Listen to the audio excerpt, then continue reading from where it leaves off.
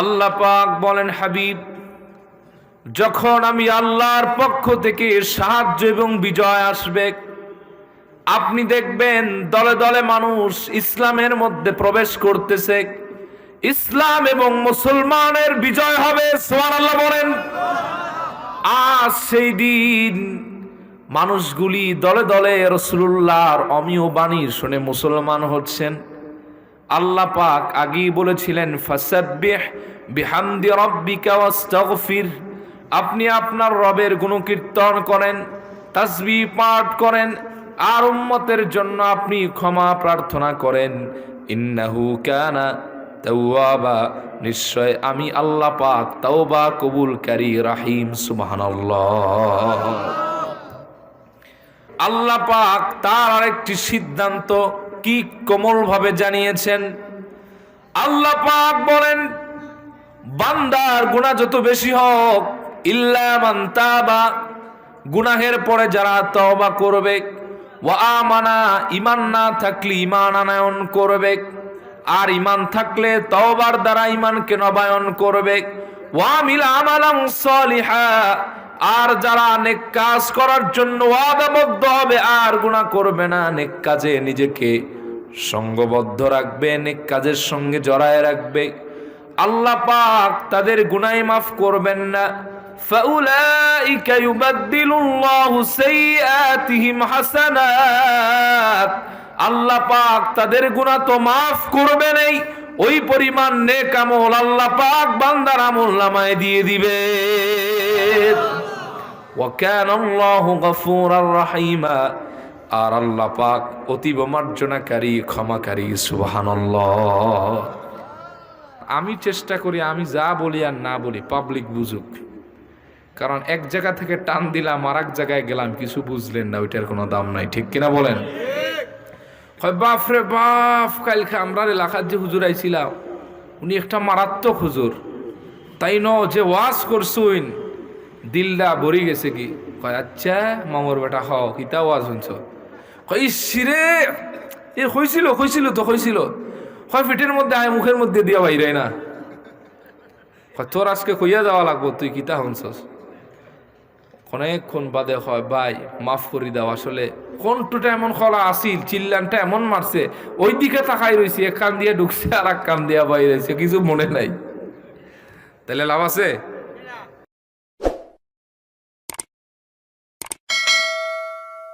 আসসালামু আলাইকুম ওয়া রাহমাতুল্লাহি ওয়া বারাকাতুহু। إن الحمد لله الأكرم الذي خلق الإنسان وكرم وعلمه من البيان ما لم يعلم،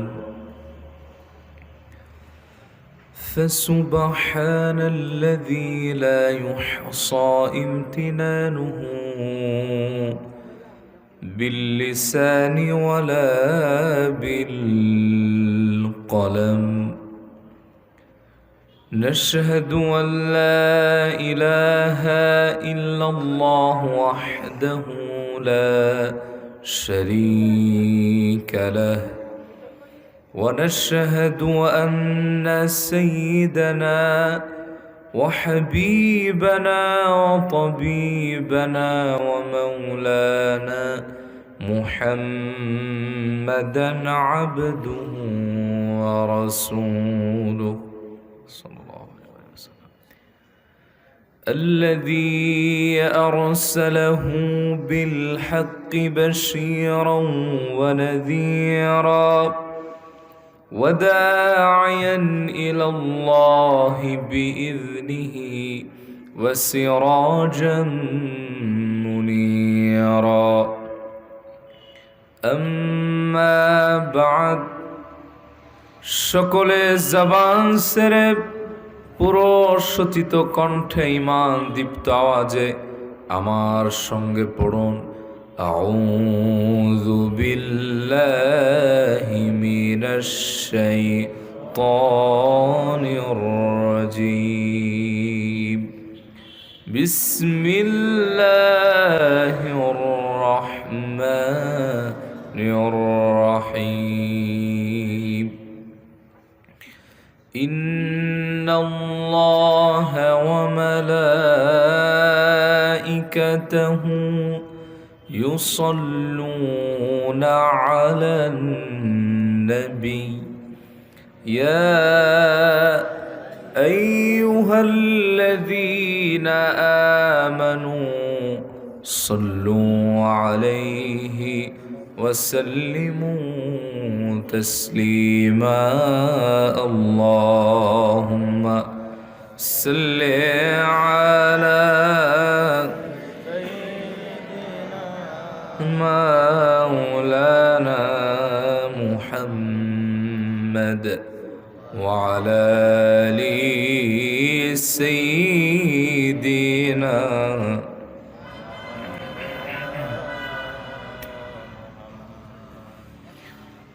مدینہ مدینہ مومنوں کی گنگنا ہے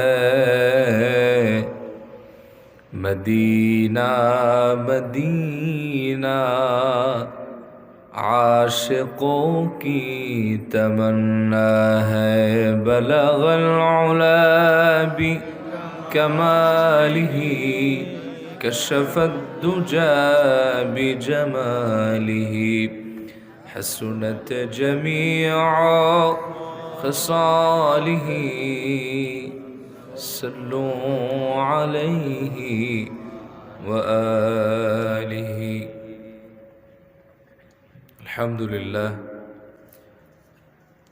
হযরত শাহজালাল রহমতুল্লাহ আলাইহি কায়স্থগ্রাম কেন্দ্রীয় জামে মসজিদের উদ্যোগে আয়োজিত 15তম বার্ষিক মাহফিলের সম্মানিত সভাপতি প্রধান অতিথি বিশেষ অতিথি সহ উপস্থিত হাজারাত উলামায়ে কেরাম আমার সামনে শ্রবণরত আমার প্রিয় ভাইরা দিন প্রিয় তাওহীদ প্রিয় ঈমান প্রিয় আমার সম্মানিত মুসলিম ভাইরা পর্দার অন্তরালে শ্রবণরতা আমার মা এবং বোনেরা সর্বপ্রথম আমরা শুকরগুজার হচ্ছি সে মহান মুনীবের দরবারে যে আল্লাহ তাবারাক ওয়া তাআলা আজকের এই মোবারক মাহফিলে আপনাকে আমাকে কবুল করেছেন এজন্য খুশি না বেজার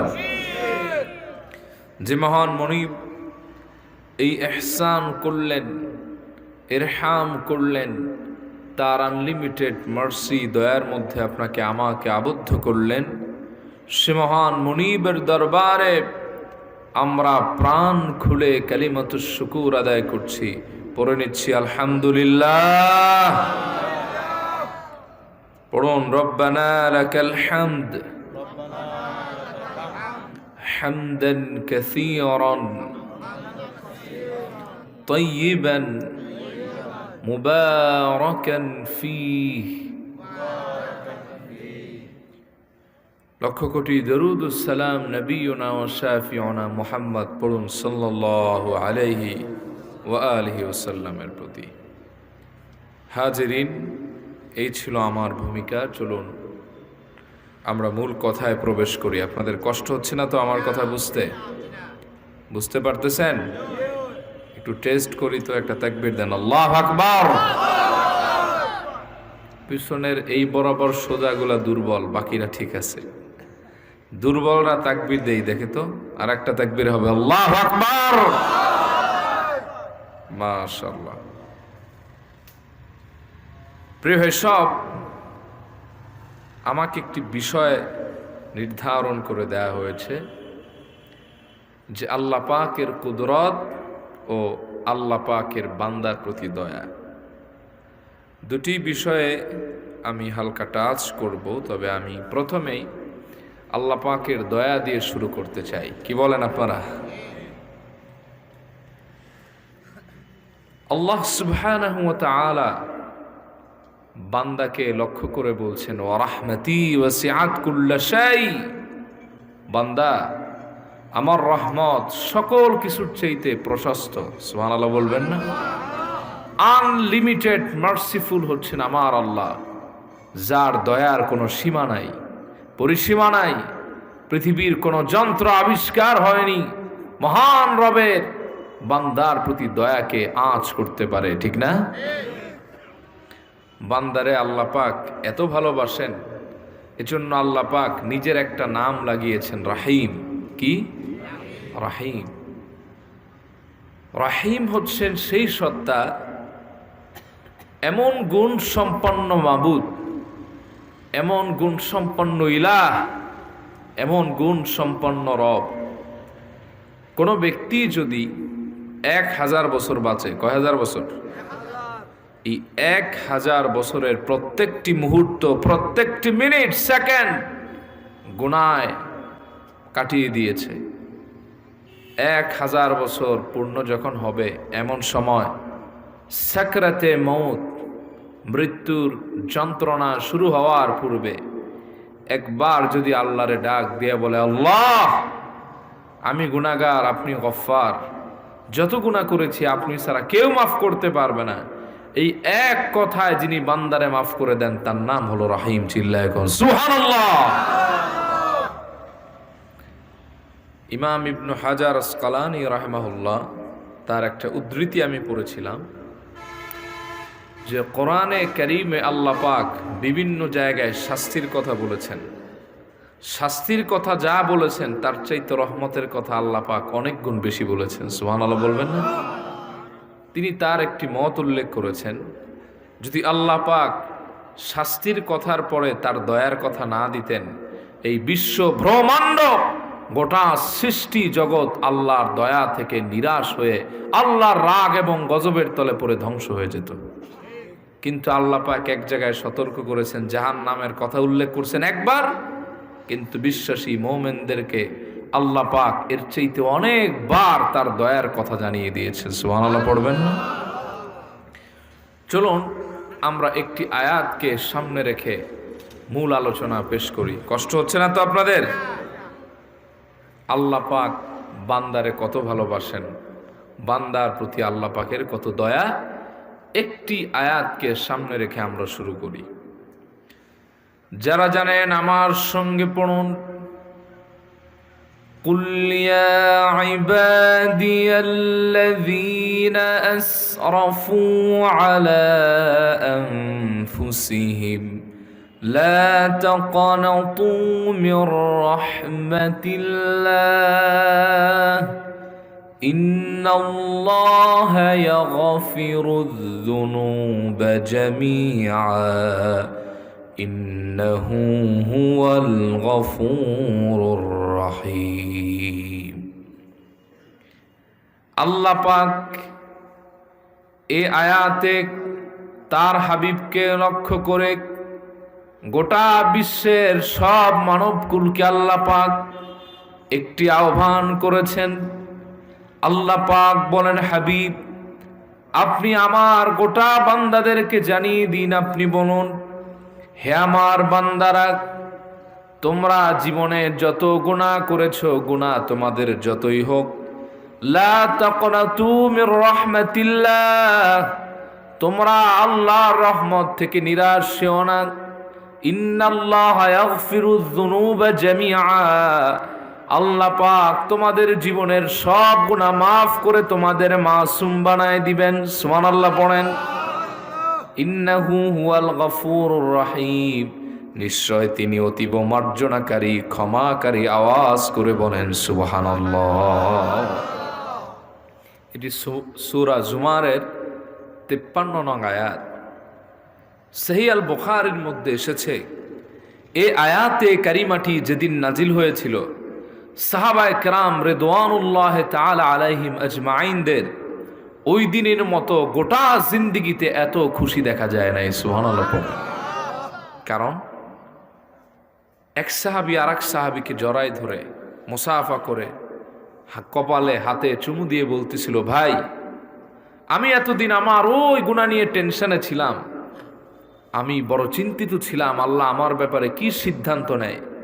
এই আয়াত নাজিল হওয়ার পরে আমার দিলের মধ্যে এই ইয়াকিনের পয়দা হয়েছে, এই ইহসাসের জন্ম নিয়েছে, আল্লাহ পাক আমারও মাফ করবে। ভাই, দুনিয়ায় যেমন তোমার সঙ্গে দেখা হয়েছে, আশা রাখি জান্নাতে তোমার আমার একসাথেই দেখা হয়ে যাবে। আমার ভাইয়ারা,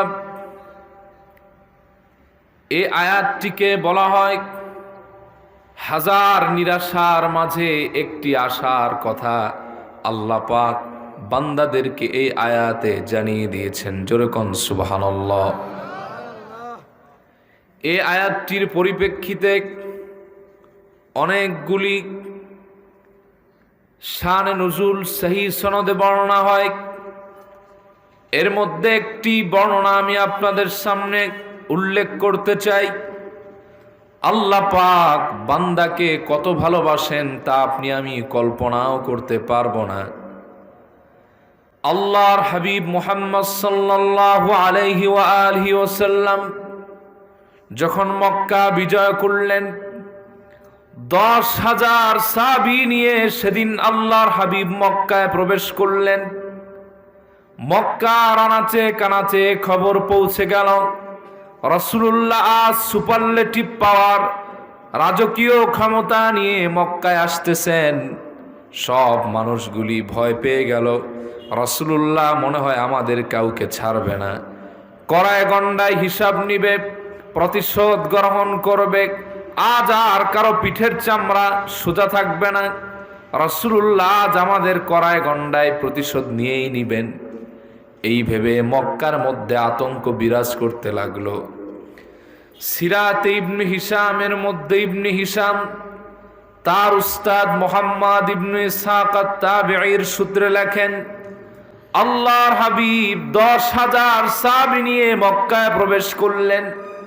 কাবার চত্বরে দাঁড়িয়ে আল্লাহর হাবিব সমবেত মক্কাবাসীকে উদ্দেশ্য করে একটি ভাষণ দিলেন।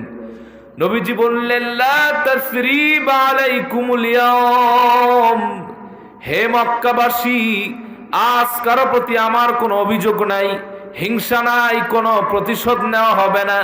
ইযহাবু ওয়া আনতুমুত তুলাকা, যাও, আমি রাসূলুল্লাহ সবাইকে মাফ করে দিলাম। সুবহানাল্লাহ বলেন। ইযহাবু ওয়া আনতুমুত তুলাকা, আজ থেকে তোমরা স্বাধীন, মুক্ত। আমি রাসূলুল্লাহ একটি মানুষেরও কোনো প্রতিশোধ নিব না, তোমাদের সবাইকে মাফ করে দিলাম। এই একটি বাক্য শুনে, একটি বাণী শুনে, একটি মেসেজ শুনে হাজারের উপর বেদিন জায়গায় মুসলমান হয়ে গেছে। সুবহানাল্লাহ কইবেন না? ইয়ামেন থেকে 700 মানুষ এক কাফেলা এসেছিলেন মক্কা জিয়ারতের জন্য। তারা তখনও মুসলমান হন নাই, কিন্তু আল্লাহর হাবিবের এই মেসেজ শুনে 700 মানুষও মুসলমান হয়ে গেছে। আর আল্লাহ পাক এই ওয়াদা তার হাবিবকে মাক্কি জীবনের শেষ টাইমে করেছেন, যখন হিজরত করে মদিনা আসতেছেন তার আগে।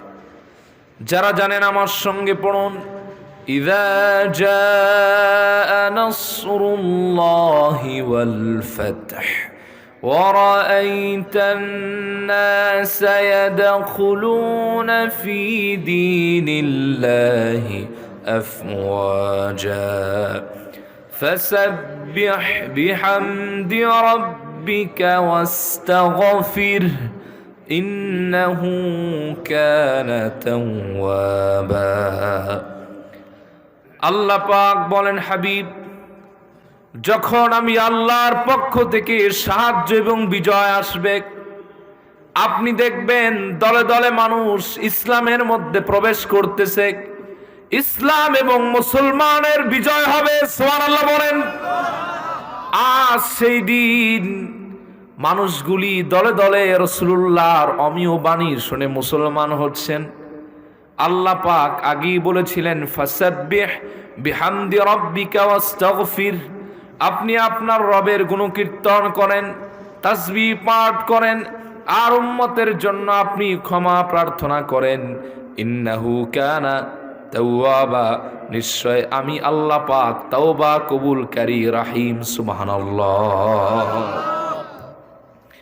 মক্কার চারদিকে আনন্দ আর উল্লাসে সবাই মেতে উঠল। আল্লাহর হাবিব কারো প্রতি কোনো প্রতিশোধ নিলেন না, সবাইকে মাফ করে দিয়েছেন। মক্কায় এমন আনন্দ ইতিপূর্বে দেখা যায় নাই। সবার মনে আজ ক্ষমার আনন্দ। মক্কার একটি যুবক নাম তার রহসিক, নিজের সামান সব গাথুলি বেঁধে মক্কা ত্যাগের চেষ্টা করলেন। লোকেরা তাকে জড়ো করে ধরলেন। কিরে ওয়াহশী, আইনা তুরিদ, কোথায় যাচ্ছ? ওয়াহশী বলল, তোমরা কি জানো না আল্লাহর হাবিব মুহাম্মদ সাল্লাল্লাহু আলাইহি ওয়াসাল্লাম রাজত্ব ক্ষমতা নিয়ে, রাজা হয়ে সুপারলেটিভ পাওয়ার নিয়ে মক্কায় এসেছেন। আজ তোমরা কেউ রক্ষা পাবা না। নবীজি পুরানো প্রতিশোধ আজ আদায় করবেন।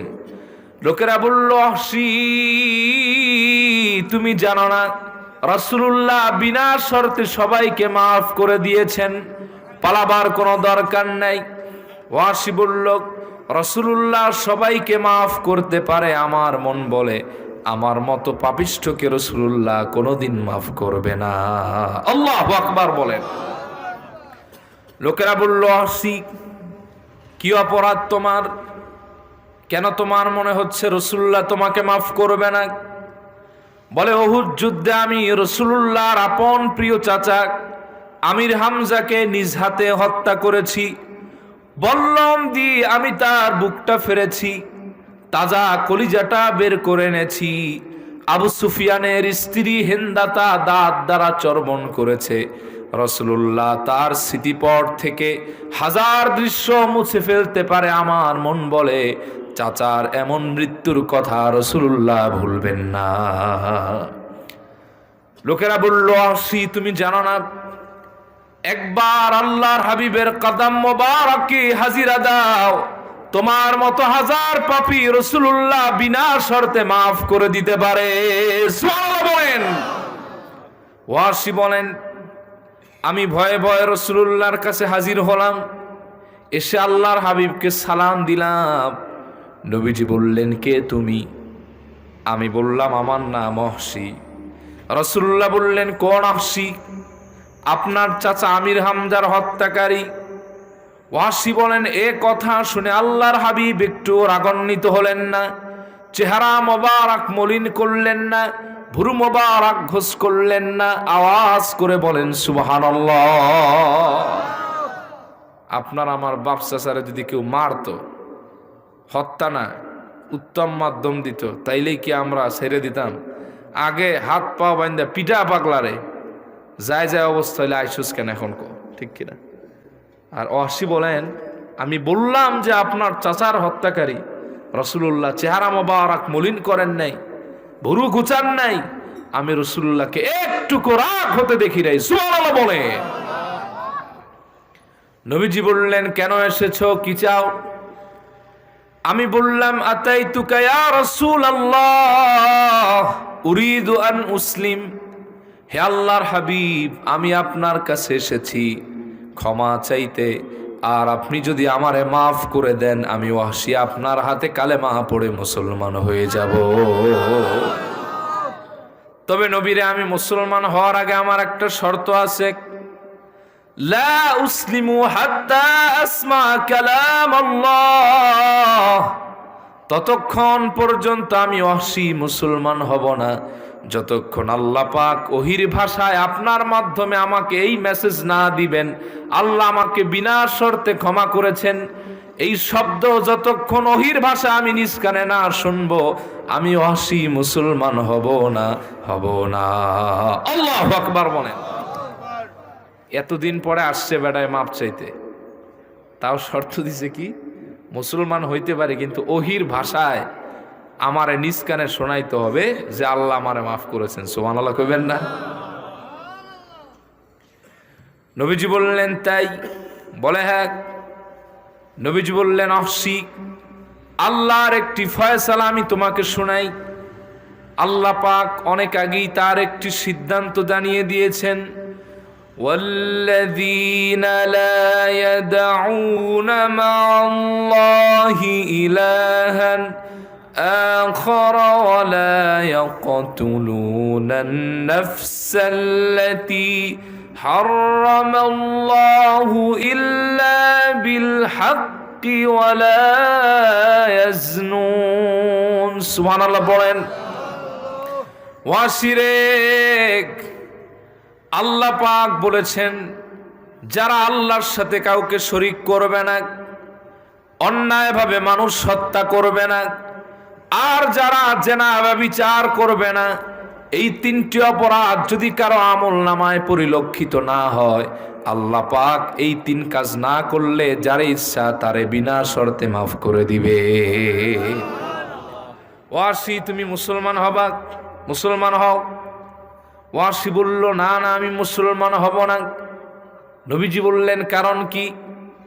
ওয়াসি বলল ইন্নী আশরাকতু বিল্লাহি ওয়া কাতালতুন নাফসাল্লাতী হারামাল্লাহু ইল্লা বিল হক ওয়া যানাইতু ইয়া রাসূলুল্লাহ। হে আল্লাহর হাবিব, আল্লাহ এই জায়গায় তিনটা শর্ত দিয়েছেন, কিন্তু এই তিনটা বদগুণ আমার মাঝে বিরাজমান। ইন্নী আশরাকতু বিল্লাহ, আমি আল্লাহর সাথে শরীক করেছি। ওয়া কাতালতুন নাফসাল্লাতী হারামাল্লাহু ইল্লা বিল হক, অন্যায়ভাবে আমি বহু মানুষকে হত্যা করেছি, আর কত জেনা ব্যভিচার করেছি। আমি ওয়াসির তা গুনাহ বাছা নাই। যেহেতু এই তিনটি শর্তের মধ্যে আমি নাই, রাসূল আমারে ছেড়ে দেন, আমি চলে যাই, আমি মুসলমান হব না। সুবহানাল্লাহ বলেন। নবীজি বললেন তাই? বলে হ্যাঁ। ওয়াসি দাঁড়াও, আল্লাহর আরেকটি ফয়সালা আমি তোমাকে শোনাই। সুবহানাল্লাহ বলবেন না? আল্লাহ পাক তার হাবিবের মাধ্যমে যে ফয়সালা দিয়েছেন, নবীজি তার একটি ফয়সালা ওয়াহশীকে শোনালেন। নবীজি বললেন ওয়াহশী শোনো, আল্লাহ পাক ঘোষণা করেছেন ইল্লা মান তাবা ওয়া আমানা ওয়া আমিলা আমালান সালিহান ফাউলাইকা ইউবাদদিলুল্লাহু সাইয়্যাতিহিম হাসানাত ওয়া কানাল্লাহু গফুরার রহিমা। জবান ছেড়ে বলেন আল্লাহু আকবার। ওয়াসিরে আল্লাহ পাক তার আরেকটি সিদ্ধান্ত কি কোমল ভাবে জানিয়েছেন। আল্লাহ পাক বলেন বান্দার গুনাহ যত বেশি হোক, ইল্লা মান তাবা, গুনাহের পরে যারা তওবা করবে, ওয়া আমানা, ঈমান না থাকলে ঈমান আনয়ন করবে, আর ঈমান থাকলে তওবার দ্বারা ঈমানকে নবায়ন করবে, ওয়া আমিলা আমালান সালিহা, আর যারা নেক কাজ করার জন্য ওয়াদাবদ্ধ হবে আর গুনাহ করবে না, নেক কাজে নিজেকে সঙ্গবদ্ধ রাখবে, নেক কাজের সঙ্গে জড়ায় রাখবে, আল্লাহ পাক তাদের গুনাহ মাফ করবেন না। ফাউলাইকা ইউবাদদিলুল্লাহু সাইয়্যাতিহিম হাসানাত, আল্লাহ পাক তাদের গুনাহ তো মাফ করবেনই, ওই পরিমাণ নেক আমল আল্লাহ পাক বান্দার আমলনামায় দিয়ে দিবে। ওয়া কানাল্লাহু গফুরার রহিমা, আর আল্লাহ পাক অতীব মার্জনাকারী, ক্ষমাকারী। সুবহানাল্লাহ। নবীজি বললেন ওয়াহশী, এবার তোমার সিদ্ধান্ত কি, মুসলমান হবা? সে বলল ইয়া রাসূলুল্লাহ আমি মুসলমান হব না। নবীজি বললেন কি কারণে মুসলমান হবা না? ওয়াহশী বলল ইন্নী আরা ফীহি শারতান ইয়া রাসূলুল্লাহ ওয়া হিয়া আল আমালুস সালিহ ফালা আদরি আ'মালু আমালান সালিহান আম লা। ইয়া রাসূলুল্লাহ, ইয়া হাবিবাল্লাহ, এই জায়গায় আমি আল্লাহর একটি শর্ত দেখতে পাচ্ছি, তা হলো নেক আমল। আমি জানি না আমার জীবনে কতটুকু নেক আমল আমি করতে পারবো। মনে করেন নবীরে আমি এই মুহূর্তে ঈমান আনলাম, তওবাও করলাম, এ দুটি আমার জন্য খুবই সহজ, কিন্তু নেক আমলটা আমার জন্য কঠিন। এর দুইটা কারণ। এক নম্বর কারণ হলো গুনাহ আমি তো আগে করে এসেছি, গুনার আদত তো আমার রয়ে গেছে।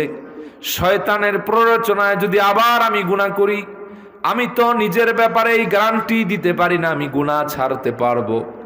1 2 নম্বর হলো আমার হায়াতের কয়দিন বেড় আছে সেটাও আমি জানি না।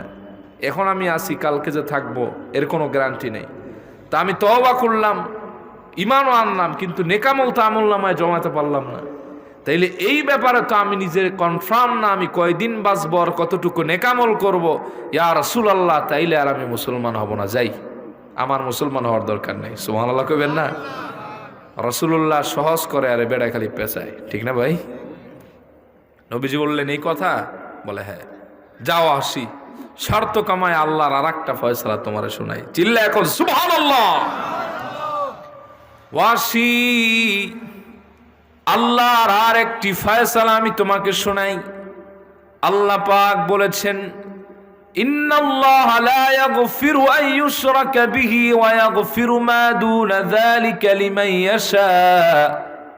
আল্লাহ শর্ত কমায় একটা শর্ত দিয়েছেন, যদি কারো আমলনামায় শিরকের গুনাহ না থাকে, এছাড়া যত গুনাহ তার আমলনামায় থাকুক না কেন, শিরকের গুনাহ না পেলে আল্লাহ যারে ইচ্ছা তারে বিনা শর্তে মাফ করে দিবে। ওয়াসি, মুসলমান হবা বলে না, কারণ কি? ইন্নী আরা ফীহি শারতান আইদান ইয়া রাসূলুল্লাহ, হে আল্লাহর হাবিব, এই জায়গায় তো আমি আর একটা শর্ত দেখলাম। ওয়াহিয়া মাশিয়াতুল্লাহি আযজা ওয়া জাল, আর ওই শর্তটা হলো আল্লাহর দয়া। ফালাল্লি মিম্মান লাম ইয়াশাউল্লাহ, আমি তো জানি না আল্লাহর দয়া কার ব্যাপারে কেমন। যদি এমনটি হয়ে যায় আল্লাহ সবাইরে মাফ করেছেন, কিন্তু আমার বদ আমলের মধ্যে এমন একটি খারাপ আমল ছিল যে আমলের কারণে আল্লাহ আমার উপর গোসা করে আছেন, রাগ হয়ে আছেন, সব মাফ হলো, ওটা মাফ হলো না, এটা তো আমি ক্লিয়ার না।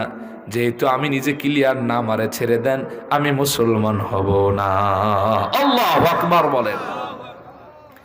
ফানজালাল্লাহু সুবহানাহু ওয়া তাআলা হাযিহিল আয়াত, অতঃপর আল্লাহ পাক চূড়ান্ত আয়াত নাজিল করলেন, কুল ইয়া ইবাদিয়াল্লাযীনা আসরাফু আলা আনফুসিহিম লা তাকনাতু মির রাহমাতিল্লাহ ইন্নাল্লাহা ইয়াগফিরুয-যুনুবা জামিআ ইন্নাহু হুয়াল গফুরুর রহিম।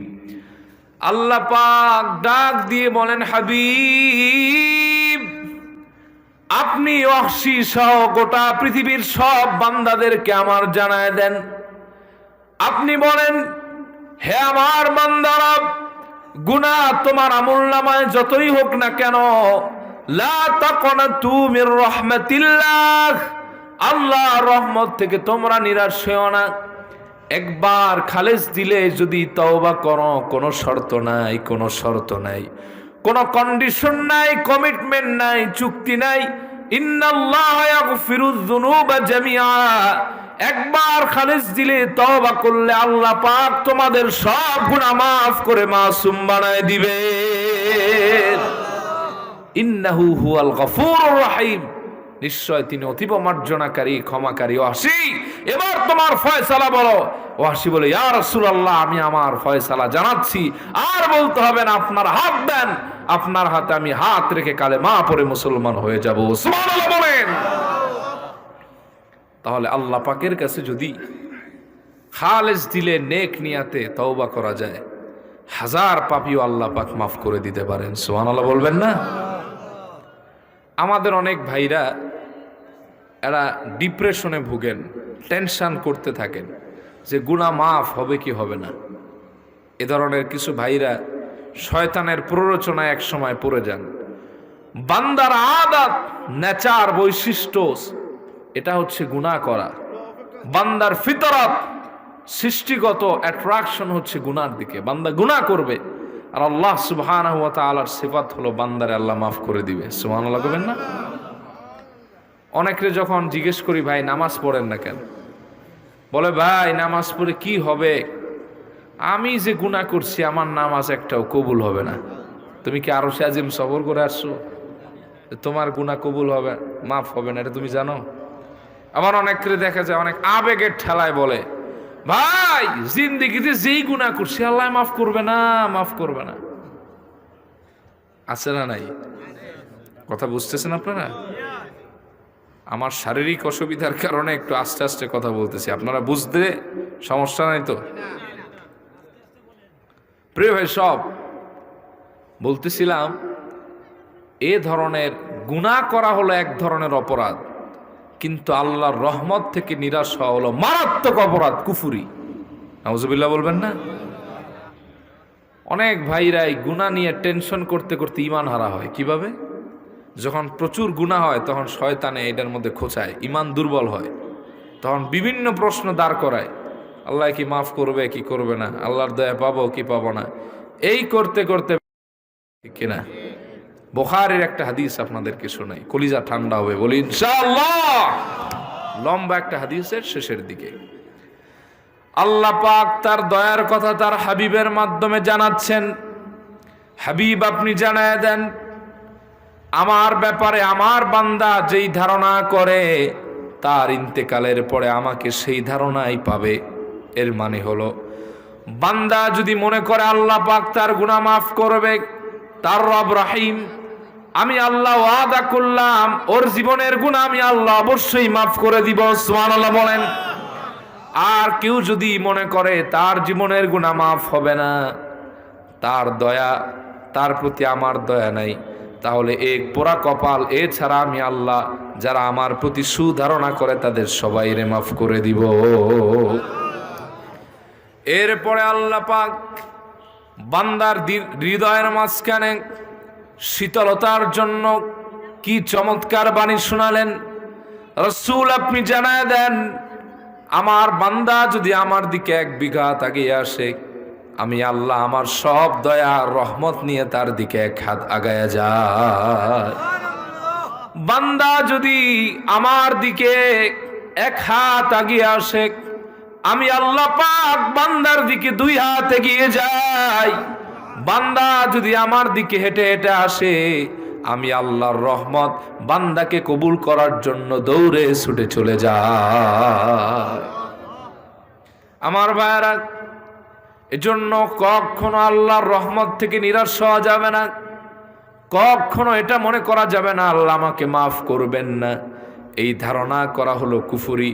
বরং হৃদয়ে লালন করবেন এ আশা, গুনাহ আমার যত হোক আমার আল্লাহ রহমান, তার প্রতি আমার ভরসা, ঠিক কিনা? আপনার আমার আর গুনাহ কত হয়েছে? অবশ্যই আমরা গুনাহগার, কিন্তু আল্লাহ যেই মাপকাঠি দিয়েছেন এর তুলনায় আমরা অনেক কম গুনাহ করেছি। কিভাবে? সহিহ জামে তিরমিজির মধ্যে হাদিস এসেছে, নবীজি বলেন, ইয়া ইবনা আদম, আল্লাহ ডাক দিয়া বানি আদমকে বলেন, হে বানি আদম মানুষ, ইন্নাকা মা দাআওতানি ওয়া রাজাওতানি গফারতু লাক, হে আমার গোলাম বানি আদম রে, যতদিন তুমি আমার কাছে সাহায্য চাইবে, ক্ষমার প্রত্যাশায় আমাকে ডাকবে, আমাকে রহমান জানবে, গফারতু লাক, যতদিন এটা হৃদয়ে রেখে ডাকবা, ক্ষমা চাইবা, আমি আল্লাহ ততদিন তোমারে ক্ষমা করে দিব। ওয়ালা উবালি, আমি কোনো পরোয়া করব না তোমার গুনাহ যত থাক।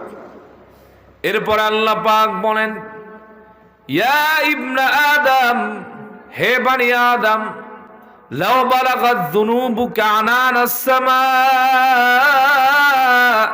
সুম্মা ইস্তাগফারতানি গফারতু লাক, হে বানি আদম, তোমার গুনাহ যদি আমার আসমানের মেঘমালাকে ছাড়িয়ে আমার আসমানের কিনারা পর্যন্ত পৌঁছে যায়, সুম্মা ইস্তাগফারতানি, অতঃপর তুমি যদি আমার কাছে ক্ষমা চাও, গফারতু লাক, আমি আল্লাহ পাক তোমার জিন্দেগীর সব গুনাহগুলি মাফ করে দিব। এরপরে আল্লাহ পাক বলেন, ওয়ালা উবালি, এতে আমি কোনো পরোয়া করব না। দেখেন আল্লাহ পাক বান্দারে কত ভালোবাসেন। আল্লাহ পাক চূড়ান্ত জানায় দিলেন, ইয়া ইবনা আদম, ইন্নাকা লাউ আতাইতানি বিকুরাবিল আরদি খাতায়া সুম্মা লাকিতানি লা তুশরিকু বি শাইআ লাআতাইতুকা বিকুরাবিহা মাগফিরা। জবান ছেড়ে বলেন আল্লাহু আকবার। আল্লাহ পাক বলেন, হে বানি আদম, তোমার গুনাহ যদি আমার এই গোটা পৃথিবী সমান হয়ে যায়, সুম্মা লাকিতানি, অতঃপর তোমার আমার সাক্ষাৎ এমন ভাবে হয়ে যায়, লা তুশরিকু বি শাইআ, তুমি আমার সাথে কোনো শরীক করো নাই, লাআতাইতুকা বিকুরাবিহা মাগফিরা, তুমি গ্যারান্টি দাও শিরক করো নাই। শিরক যদি না থাকে, আমি আল্লাহ গোটা পৃথিবী সমান গুনাহ তোমার মাফ করে মাসুম বানায় দিব। তাহলে আল্লাহর দয়া কম না বেশি? রাস্তা কোকাবা কম না বেশি? আল্লাহ মাফ করবে এই আশা কার কার আছে? দুহাত তুলে আল্লাহর দেখান তো।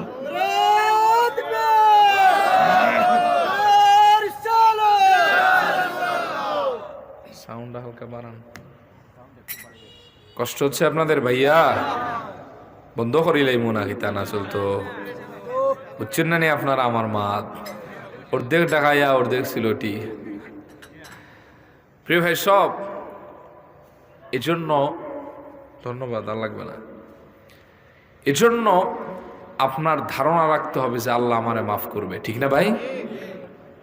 আর একটা হাদিস আমি আপনাদেরকে শোনাই। এতক্ষণ সাউন্ডে গন্ডগোল করছে, এখন ঠিক আছে আলহামদুলিল্লাহ। পড়েন। আপনার আমার গুনাহ কত বেশি।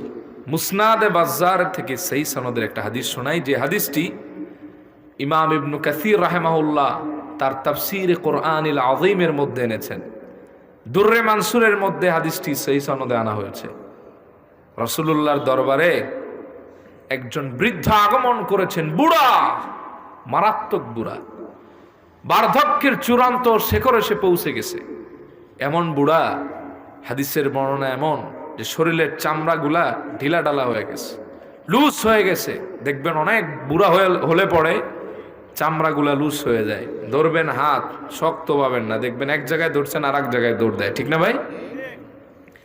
বার্ধক্য এমন কুজা হয়ে গেছে, দাঁড়াতে পারে না।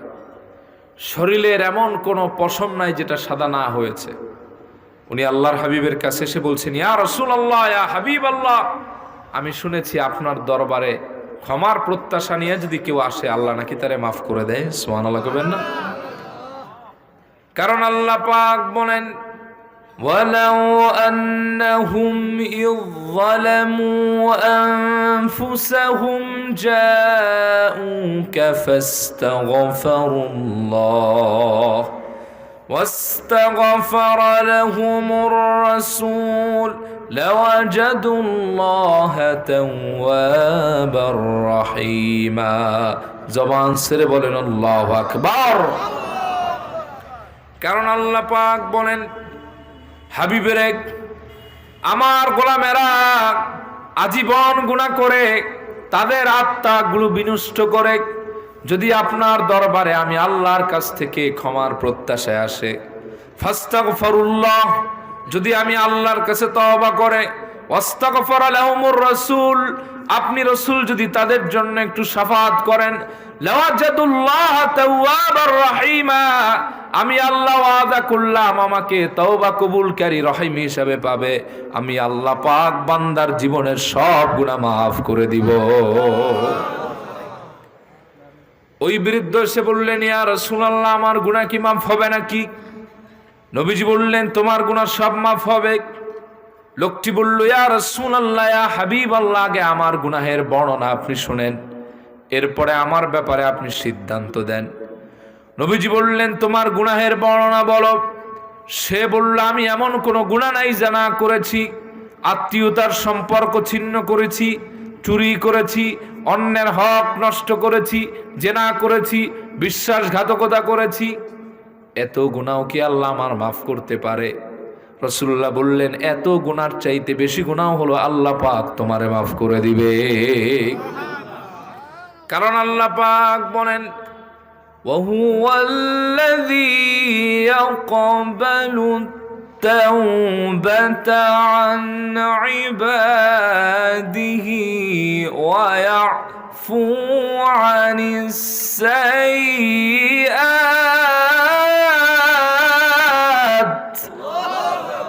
তিনি এমন আল্লাহ যিনি বান্দার তওবাকে কবুল করেন, ওয়া ইয়াফু আনিস সাইয়্যাত, বান্দার গুনাহগুলি মার্জনা করে বান্দারে আল্লাহ নিষ্পাপ বানায় দেয়। ওই লোকটির মন শান্ত হলো না। তিনি বলল, ইয়া রাসূলুল্লাহ, ইয়া হাবিবাল্লাহ, এক কথায় আমি আমার গুনাহের পরিমাণ আপনাকে বুঝাই। আমার গুনাহ হলো এত বেশি, গোটা পৃথিবীর সবার মাঝে যদি আমার গুনাহগুলি ভাগ করে দেওয়া হয়, পৃথিবীতে এমন কোন ব্যক্তি থাকবে না যার উপর আল্লাহ লানত না ফেলবেন। তাইলেও কি আমার গুনাহ মাফ হবে? বুঝতে পারছেন? মানে এত গুনাহ পৃথিবীর সবার মাঝে ভাগ করে দিলে এমন কেউ থাকবে না যার উপর আল্লাহ গজব না ফেলবেন। ইয়া রাসূলুল্লাহ, এরপরেও কি আমার গুনাহ মাফ হওয়ার সুযোগ আছে? রাসূলুল্লাহ বললেন, এরপরেও তোমার গুনাহ মাফ হওয়ার সুযোগ আছে। চিল্লা এখন সুবহানাল্লাহ। বলে, ইয়া রাসূলুল্লাহ, কেমনে? নবীজি বললেন, ঈমান না থাকলে ঈমান আনো আর শাহাদা পাঠ করো। পড়েন, আশহাদু আল্লা ইলাহা ইল্লাল্লাহু ওয়াহদাহু লা শারীকা লাহু ওয়া আশহাদু আন্না মুহাম্মাদান আবদুহু ওয়া রাসূলুহু। লোকটা শাহাদা পাঠ করলেন, তাওবা করলেন। রাসূলুল্লাহ বললেন, তোমার জীবনের সব গুনাহ মাফ হয়ে গিয়েছে। সুবহানাল্লাহ বলবেন না? হি ওয়াজ সারপ্রাইজড। এই কথা শুনে আশ্চর্যান্বিত হলেন। বললেন, ইয়া রাসূলুল্লাহ, ইয়া হাবিবাল্লাহ, কেমনে আমার গুনাহ মাফ হলো? আমার বিশ্বাস হয় না। ওই ব্যক্তিকে কেন্দ্র করে আল্লাহ পাক কোরআনের আয়াত নাজিল করে দিলেন, ইল্লা মান তাবা ওয়া আমানা ওয়া আমিলা আমালান সালিহা ফাউলাইকা ইউবাদদিলুল্লাহু সাইয়্যাতিহিম হাসানাত ওয়া কানাল্লাহু গফুরার রহিমা। আল্লাহর হাবিব বললেন, শোনো, আল্লাহ পাক এইমাত্র জানালেন, ইল্লা মান তাবা, শত গুনাহের পরে, অজস্র গুনাহের পরেও যারা তওবা করবে, ওয়া আমানা, ঈমান না থাকলে ঈমান আনবে, ঈমান থাকলে তওবার দ্বারা ঈমানকে নবায়ন করবে, ওয়া আমিলা আমালান সালিহা, যারা নেক কাজ করার জন্য প্রতিশ্রুতিবদ্ধ হয়ে আপ্রাণ চেষ্টা করবে, ফাউলাইকা ইউবাদদিলুল্লাহু সাইয়্যাতিহিম হাসানাত, আল্লাহ পাক তাদের গুনাহ মাফ করবেন না, বরং ওই গুনাহ পরিমাণ সওয়াব দিয়ে দিবেন। আল্লাহ তোমার গুনাহ মাফ করে নাই, ওই গুনাহ পরিমাণ সওয়াব তোমার আমলনামায় দিয়ে দিয়েছে। হাদিস সাক্ষী দেয়। ওই লোকটা অনেক সময় আছে না, কি কইলেন? আশ্চর্যজনক অবস্থা, কি এত গুনাহ মাফ? হাদিস বর্ণনাকারী সাহাবী আবু হুরায়রা বলেন, আমি লক্ষ্য করলাম যেই মানুষটা কুজা দাঁড়াতে পারে না, সোজা হয়ে দাঁড়ায় গেছে। সুবহানাল্লাহ কইবেন না? শাহাদাত আঙ্গুলি আসমানের দিকে উঠায়া যেই ব্যক্তি হাঁটতে পারে না, ক্ষমার কথা শুনে ওনার গার মধ্যে এমন জোশ আসছে, দৌড় মারছে, শাহাদাত আঙ্গুলি উঁচা করে বলতে লাগলো, আল্লাহু আকবার, আল্লাহু আকবার, চিল্লায় এখন সুবহানাল্লাহ। এজন্য রাসূলুল্লাহ বলেছেন, বাশশিরু ওয়ালা তুনাফফিরু, মানুষকে সুসংবাদ দাও, কখনো মানুষকে দুঃসংবাদ দিয়া মন ছোট বানায় না। বান্দার গুনাহ যত বেশি, আল্লাহর দয়া তার চাইতে কোটি কোটি গুণ বেশি। চিল্লা এখন ঠিক কিনা? এজন্য আমরা কি এই আশা রাখতে পারি যে আল্লাহ আমাদের মাফ করবেন? কাদের কাদের আশা আছে দুহাত তুলে দেখান তো, একটা তাকবীর দেন, আল্লাহু আকবার। সবার আশা আছে তো। গুনাহ যদি আপনি মাফ করাতে চান, আল্লাহর দয়া যদি আপনি পেতে চান, ফার্স্ট যে কাজটা করতে হবে, আপনাকে আল্লাহর দয়ার প্রত্যাশী হতে হবে যে আল্লাহ আমারে মাফ করবে, এই কনফিডেন্স ভিতরে থাকতে হবে। যদি মনে করেন আল্লাহ মাফ করব কি করব না, তাইলে অবস্থা খারাপ। এক হিন্দু আর এক মুসলমানের মধ্যে লাগছে দ্বন্দ্ব। একজনে কয় আমার ভগবান বড়, একজনে কয় হালা তুই হটি যা, আমার আল্লাহ বড়। বলে কি করলে প্রমাণ পাবো? কয় প্রমাণ হবে এই যে এখানে একটা তাল গাছ দেখতে পাইতেছো, এই তাল গাছের উপর থেকে লাফ দিমু, প্রত্যেকে রবের নাম নিয়ে ডাক দিমু। যদি তুমি আল্লাহ কইয়া লাভ দিয়ে তোমার কিছু না হয়, তাইলে আমি মনে করবো যে তোমার আল্লাহ ঠিক আছে। আর আমি ভগবান বলে ডাক দিমু, যদি আমি দেখি যে কিছু না হয় তাহলে আমি ঠিক আছি, তুমি কিন্তু ঠিক নেই। আর হিন্দু কয় কে আগে যাইব, মুসলমান কয় আমি আগে যাই। মুসলমান লাভ দিছে, আল্লাহ বাঁচান, লাভ দিছে, পইরা সোজা হয়ে রয়েছে, দেখে কিছুই হয় নাই। এখন যাই ভগবানের পার্টি, এই কয় কামটা হইল কি, এত লাভ দিয়ে কিছু হইল না, এখন আমি কি করবো? আমার তো ধর্মও ঠিক রাখতে হবে, কর্মেও ঠিক রাখতে হবে। এই কইছে আল্লাহ এবং ভগবান দুইজনেই বাঁচান, যেই লাভ দিছে পইরা শেষ। তো এখন বিষয় হলো, এটা বুঝানোর জন্য বললাম যে কনফিডেন্স থাকতে হবে যে আল্লাহ আমারে মাফ করবে, ঠিক কিনা বলেন? বুখারীর এক বর্ণনা আছে যে যখন বনি আদম গুনাহ করে, আল্লাহ পাক বান্দার আমল নামায় ততক্ষণ কোনো গুনাহ লেখেন না, তওবার সুযোগ দেন। সুবহানাল্লাহ কইবেন না? বান্দা যদি একটু ফিরে আসে, ঘন্টার পর ঘন্টা অপেক্ষা করে, তওবা করলে ওই গুনাহটার লেখা হয় না। সুবহানাল্লাহ কইবেন না? আর এক বর্ণনায় আছে, কোন বনি আদম যখন গুনাহ করে আর আল্লাহর কাছে মাপ চায়, আল্লাহ এত বেশি খুশি হয়ে যান, আসমানের ফেরেশতাদেরকে ডাক দিয়ে বলেন, ফেরেশতারা, আমার বান্দা গুনাহ করছে, সে জানে তার একজন রব আছে, সে চাইলে তারে শাস্তি দিতে পারে, আবার মাফও করতে পারে। যেহেতু আমার বান্দা আমার কাছে মাপ চাইছে, তোমরা সাক্ষী রাখো, আমার বান্দারে মাফ করে দিলাম। তিনবার কথা বলেন, এরপরে বলে বান্দা যতবার গুনাহ করবে আর যতবার মাপ চাইবে, আমি আল্লাহ ততবার মাফ করে দিব। এজন্য প্রথম শর্ত হচ্ছে আল্লাহর প্রতি দয়ার আশা রাখতে হবে যে আল্লাহ আমারে মাফ করবে। যার অন্তরে এই আশা নাই যে আল্লাহ মাফ করবে না, তার মাফ নাই, আর সবার মাফ আছে। সুবহানাল্লাহ কইবেন না? 2 নম্বর, আন-নাদামা, আত্মোপলব্ধি, অনুশোচনা লাগবে যে আমি গুনাহ করছি, এটা গুনাহ, এটা খারাপ, এটা করা ভালো না, আল্লাহর সামনে আমার জবাবদিহিতা করতে হবে। এই ফিলিংস যদি না থাকে তাইলে তার তওবা কবুল হয় না। কিন্তু এখন আমরা গুনারে গুনাহ মনে করে কাম করি না, গুনারে হালাল এবং সওয়াবের কাজ মনে করি, ঠিক কিনা বলেন? রাষ্ট্রীয় প্রোটেকশনে গুনাহ সেলিব্রেট করা হয়। আসতেছে সামনে একদিন বিশ্ব ভালোবাসা দিবস, হোক্কা, ঠিক কিনা? জায়গায় জায়গায় দেখবা খালি আওয়াজ হয় বকবকুম বকবকুম, ঠিক কিনা? আয় রে ভালোবাসা, ভালোবাসার ছোটে একদিনে কয়েক লাখ যেন হবে এই দেশে, ঠিক কিনা বলেন? এই বিশ্ব বেহায়া দিবস যখন শেষ হয়, ম্যানহোলের পাশে পচা ময়লা যেখানে ফালায়, সেই স্তূপের মধ্যে 3 মাস 4 মাস 5 মাস বাচ্চাদেরকে অবেশন করে ফালানো হয়, ঠিক কিনা বলেন?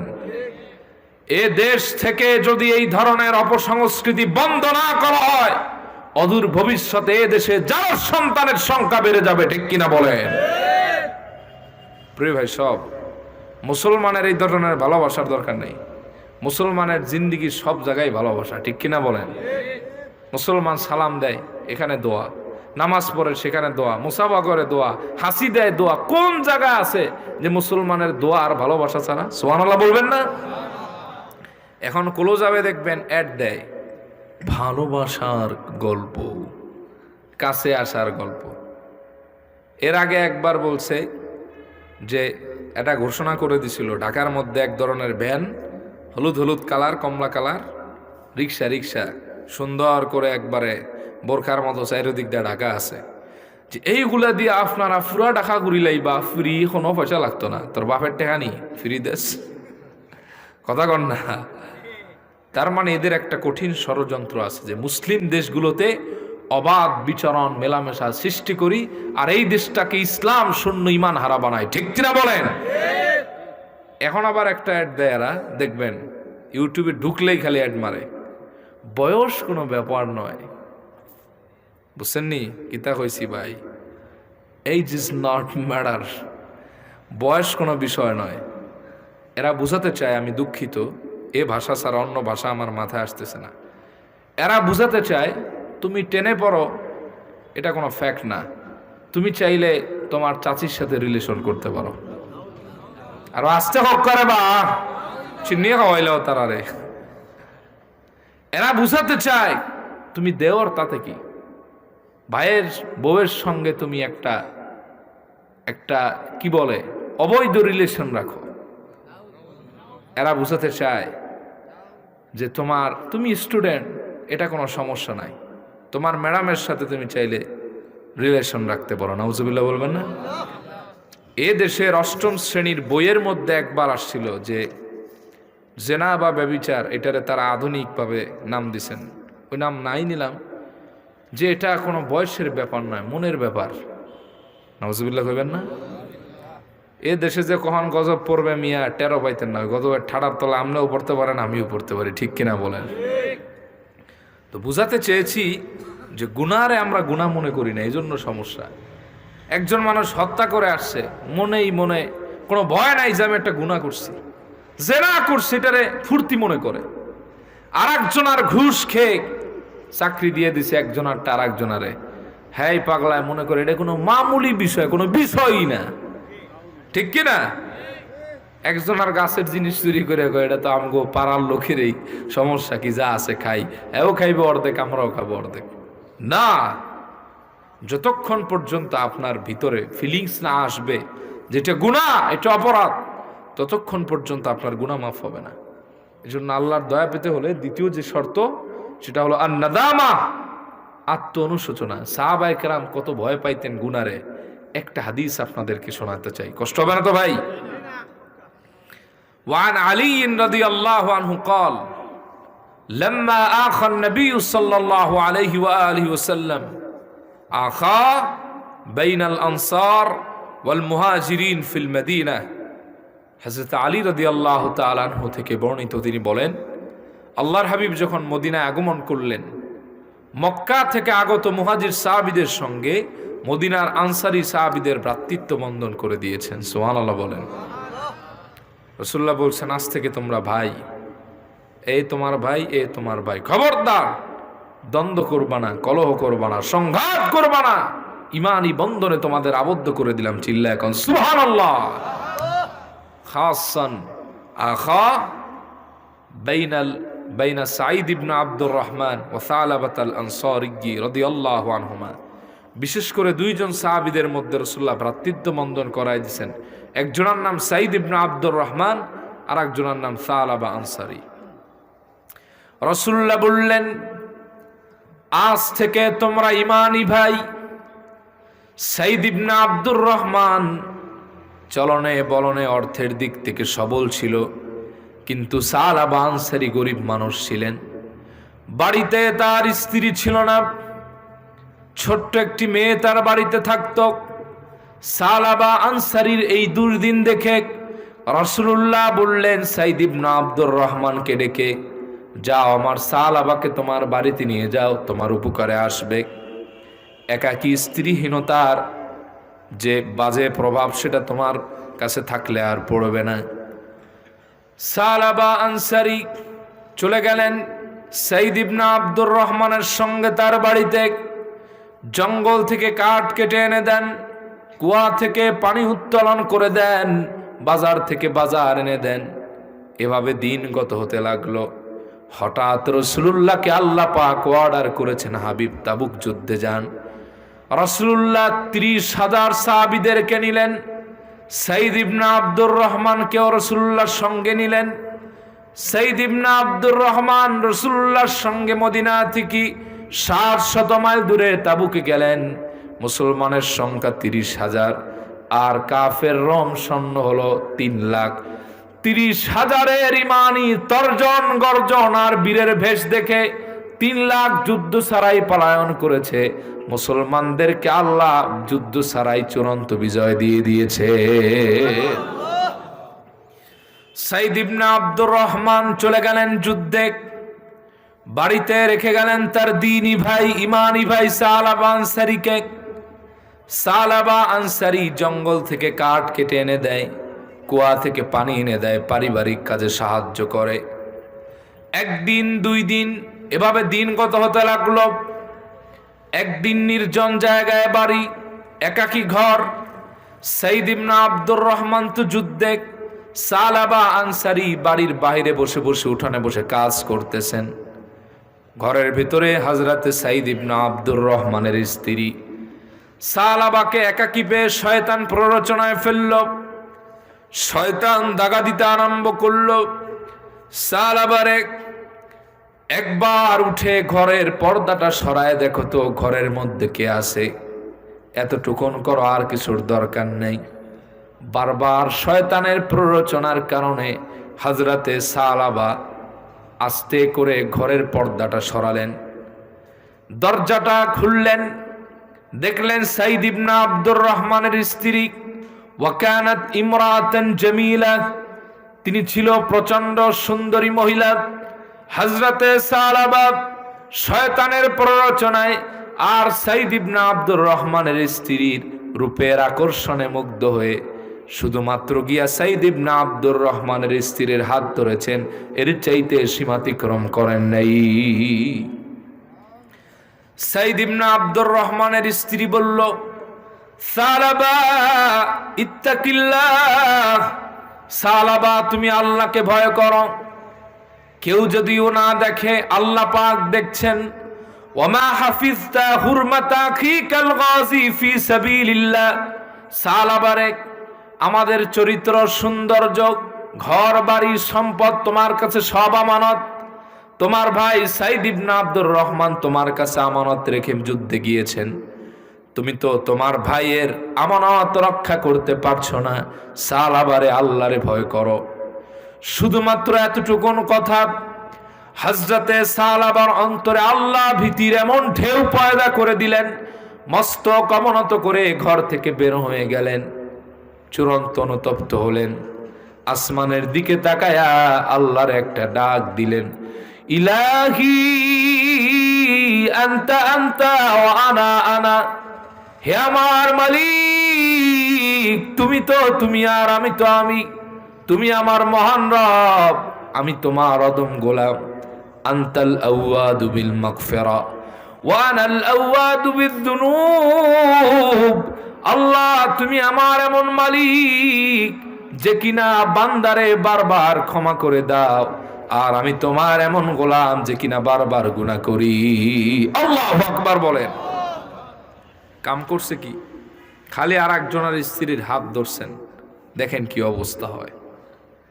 সালাবা আনসারী ঘর থেকে বের হয়ে আসলেন, ঘরে আর গেলেন না, সারাদিন রোনাজারি করতে লাগলেন, অঝর নয়নে কান্না আরম্ভ করলেন, আর আল্লাহর কাছে তওবা করতেছেন।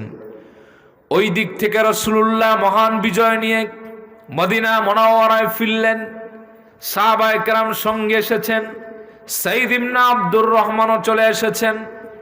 বাড়িতে এসে স্ত্রীকে ডেকে বললেন, কিরে স্ত্রী, আমার দিনী ভাই সালাবা কোথায়? তারে না আমি সংসারের দায়িত্ব বুঝাই দিয়ে গেছি, আমার ভাইটা কই?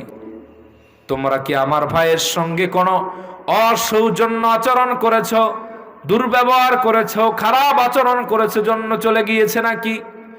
স্ত্রী বললেন, না, ইন্নাহু কদ আলকা বিনাফসিহি ফি বুহুরিল খাতায়া, তোমার দিনী ভাই সালাবা একটা অপরাধ করে ফেলেছে, অনুশোচনার সাগরে ভাসতে ভাসতে এই ঘর থেকে বিদায় নিয়ে চলে গেছে। সুবহানাল্লাহ বলেন। সালাবা আনসারী দিনরাত রোনাজারি করতে লাগলেন, চলে গেলেন বাড়িতে। তার মেয়ে একটা ছিল ছোট্ট, হাদিসে তার নাম এসেছে হযরত খিমসানা। মেয়েকে ডাক দিয়ে বলল, মা খিমসানা, আমি একটি মহান অপরাধ করে ফেলেছি রে মা, আমার হাতে পায়ে জিঞ্জির আর বেড়ি লাগায় দাও, যতক্ষণ না আল্লাহ পাক আমার ব্যাপারে রাসূলুল্লাহকে সুসংবাদ না দিবেন আমাকে মাফ করেছেন, আমি আসামির এই দৃশ্য থেকে মুক্ত হব না, হাত এবং পা থেকে জেরিয়া জিঞ্জির আর বেড়ি খুলব না। সুবহানাল্লাহ পড়েন। দিনরাত রোনাজারি করতে লাগলেন। সাহাবীর মনে প্রশান্তি নেই, খাওয়া দাওয়া ছেড়ে দিয়েছেন। আশা করে সাইয়্যিদনা আবু বকরের বাড়িতে গিয়েছেন, গিয়ে বললেন, ইয়া আবা বকর, قد لامست امرأة أخي الغازي في سبيل الله هل لي من توبة। এরে আবু বকর, আমি আমার এক ভাই যুদ্ধে ছিল সাইদ ইবনে আব্দুর রহমান, তার স্ত্রীর আমি শুধুমাত্র হাত ধরেছি আর কিছু করি নাই, হাল্লি মিন তাওবা, আমার জন্য কি তওবার কোনো ব্যবস্থা আছে নাকি? এ কথা শুনে সিদ্দিক আকবর প্রচন্ড রাগ হয়ে গেলেন, বললেন উখরুজ মিন ইনদি, বের হয়ে যাও আমার নিকট হতে, দূর হয়ে যাও। আমি মনে করি না তোমার মতো পাপিষ্ঠের আল্লাহর কাছে কোনো তওবার সুযোগ আছে। জোরে কন নাউজুবিল্লাহ। সালাবা আনসারী ভয় পেয়ে গেছেন, কি বলে, চলে আসলেন সেখান থেকে, গেলেন হযরতে ওমরের কাছে, গিয়ে বললেন হাল্লি মিন তাওবা, এরে ওমর আমার জন্য কি তওবার কোনো সুযোগ আছে নাকি? হযরতে ওমরও বের করে দিলেন। অবশেষে চলে গেলেন আল্লাহর হাবিবের দরবারে। সুবহানাল্লাহ পড়েন। তাকে দেখে আল্লাহর হাবিব বললেন, কিরে সালাবা, চেহারা শুকায় গেছে কেন? শরীরের এই হালত কেন? চুল মুখ সব উস্কো খুস্কো লাগতেছে, তোমার হাতে বেরি পায়ে জিঞ্জির কেন? সালাবারে কি হয়েছে তোমার? তোমার এই দৃশ্য আমি রাসূলকে জাহান্নামীদের কথা মনে করায় দেয়। সালাবা, জাহান্নামে যারা যাবে এদের হাতে পায়ে বেরি আর জিঞ্জির লাগানো থাকবে, কিন্তু তুমি লাগাইলা কেন? সালাবা বলে, ইয়া রাসূলুল্লাহ, ইন্নী লামাস্তু ইমরাতা আখি আল গাজী ফি সাবিলিল্লাহ। ওগো আল্লাহর নবী, আমি একটা অপরাধ করে ফেলেছি। আপনার প্রিয় সাহাবী আমার দ্বীনি ভাই সাইদ ইবনে আব্দুর রহমান যুদ্ধে থাকাকালীন সময় আমি গিয়া শয়তানের প্ররোচনায় তার স্ত্রীর একটু হাত ধরেছি, আর কিছু করি নেই। হাল্লি মিন তাওবা, আমার জন্য কি কোনো তওবার সুযোগ আছে নাকি? রাসূলুল্লাহ কথা শুনে চেহারা মোবারক ঘুরায় নিলেন, কোনো কথাই বললেন না। সালাবা কষ্ট পেয়ে আল্লাহর ভয়ে নিজেকে ডুবাই দিয়া আল্লাহর হাবিবের দরবারে মোবারকা থেকে বের হয়ে গেলেন। বাড়িতে আর গেলেন না, জনশূন্য এলাকায়, পাহাড়ি এলাকায় চলে গেলেন। গিয়ে পাহাড়ের চূড়ায় উঠে সারা রাত সিজদা দিয়ে কাঁদেন আর আল্লাহর কাছে তওবা করেন। আর ডাক দিয়া বলেন, ইলাহি আনতা আনতা ওয়া আনা আনা, ও আমার মালিক তুমি তো তুমি, আর আমি তো আমি। তুমি আমার রব, আমি তোমার গোলাম। আনতাল আওয়াদু বিল মাগফিরা ওয়া আনাল আওয়াদু বিযুনুব। তুমি এমন মালিক যে কিনা বারবার বান্দার ক্ষমা করো, আর আমি তোমার এমন গোলাম যে কিনা বারবার গুনাহ করি। সালাবা আনসারী দিনরাত রোনাজারি করে চললেন। হঠাৎ করে আল্লাহ পাক জিবরিল আমিনকে পাঠায় দিলেন আল্লাহর হাবিবের কাছে। আল্লাহ মেসেজ দিয়ে দিলেন জিবরাইলের দ্বারা। আল্লাহ পাক ডাক দিয়া বলেন আল্লাহর হাবিবকে, হাবিবি আম খালাকতাল খালকা আও আনা, হে আমার বন্ধু, বান্দা কি আপনি বানাইছেন নাকি আমি বানাইছি? সুবহানাল্লাহ বলবেন না? রাসূলুল্লাহ লজ্জা পেয়ে গেছে যে আল্লাহ এই কথা বললো কেন। রাসূলুল্লাহ শর্মিন্দা হয়ে বললেন, নাম ইয়া সাইয়্যিদি আনতা আনতা খালাকতাল খালকা, হে আমার মালিক, বান্দা তো আমি বানাই নাই, বান্দা তো আপনার। সুবহানাল্লাহ কইবেন না? আল্লাহ ডাক দিয়া বললেন, হাবিবি বাশশির আবদি কদ গফারতু লাহ, আপনি আমার বান্দা সালাবাকে সুসংবাদ জানায় দেন, আর রোনাজারি করতে হবে না, কান্নার কোনো প্রয়োজন নাই। আমি আল্লাহ তার তওবা কবুল করে তারে আমি আল্লাহ নিষ্পাপ ঘোষণা করে দিলাম। নবীজি সাহাবায়ে কেরামদেরকে উদ্দেশ্য করে বললেন, সাহাবীরা রে, মাইয়াতিনি বিসালাবা, কে আমার কাছে সালাবা কিনে দিতে পারবা সে দাঁড়াও। ফাকামা আবু বকরিন ওয়া উমর, হযরতে আবু বকর দাঁড়ায় গেলেন, ওমর দাঁড়ায় গেলেন, ওয়া আলী ওয়া সালমান, হযরতে সালমান আর আলী দাঁড়াইছেন। রাসূলুল্লাহ বললেন, আবু বকর আমার বসো, সালমান আলী তোমরা যাও আমার সালাবারে খুঁজে নিয়ে আসো। সুবহানাল্লাহ বলবেন না? সালমান আর আলী খুঁজতে লাগলেন চারদিকে, কোথাও পেলেন না। মদিনা মুনাওয়ারা থেকে একটু দূরে নির্জন জায়গায় গেলেন, সেখানেও পেলেন না। একজন গিয়ে বললেন, রাখাল রে, হাল রাআইতা রাজুলাম মিন আসহাবি রাসূলিল্লাহি সাল্লাল্লাহু আলাইহি ওয়াসাল্লাম, এরে রাখাল, আল্লাহর হাবিবের কোন সাহাবীকে দেখেছো নাকি এই জায়গায়? রাখাল বলো আলী এবং সালমান। আমার মন বলে ইন্নাকুমা তাতলুবান রাজুলান আল হারিবা মিন আযাবিল্লাহ।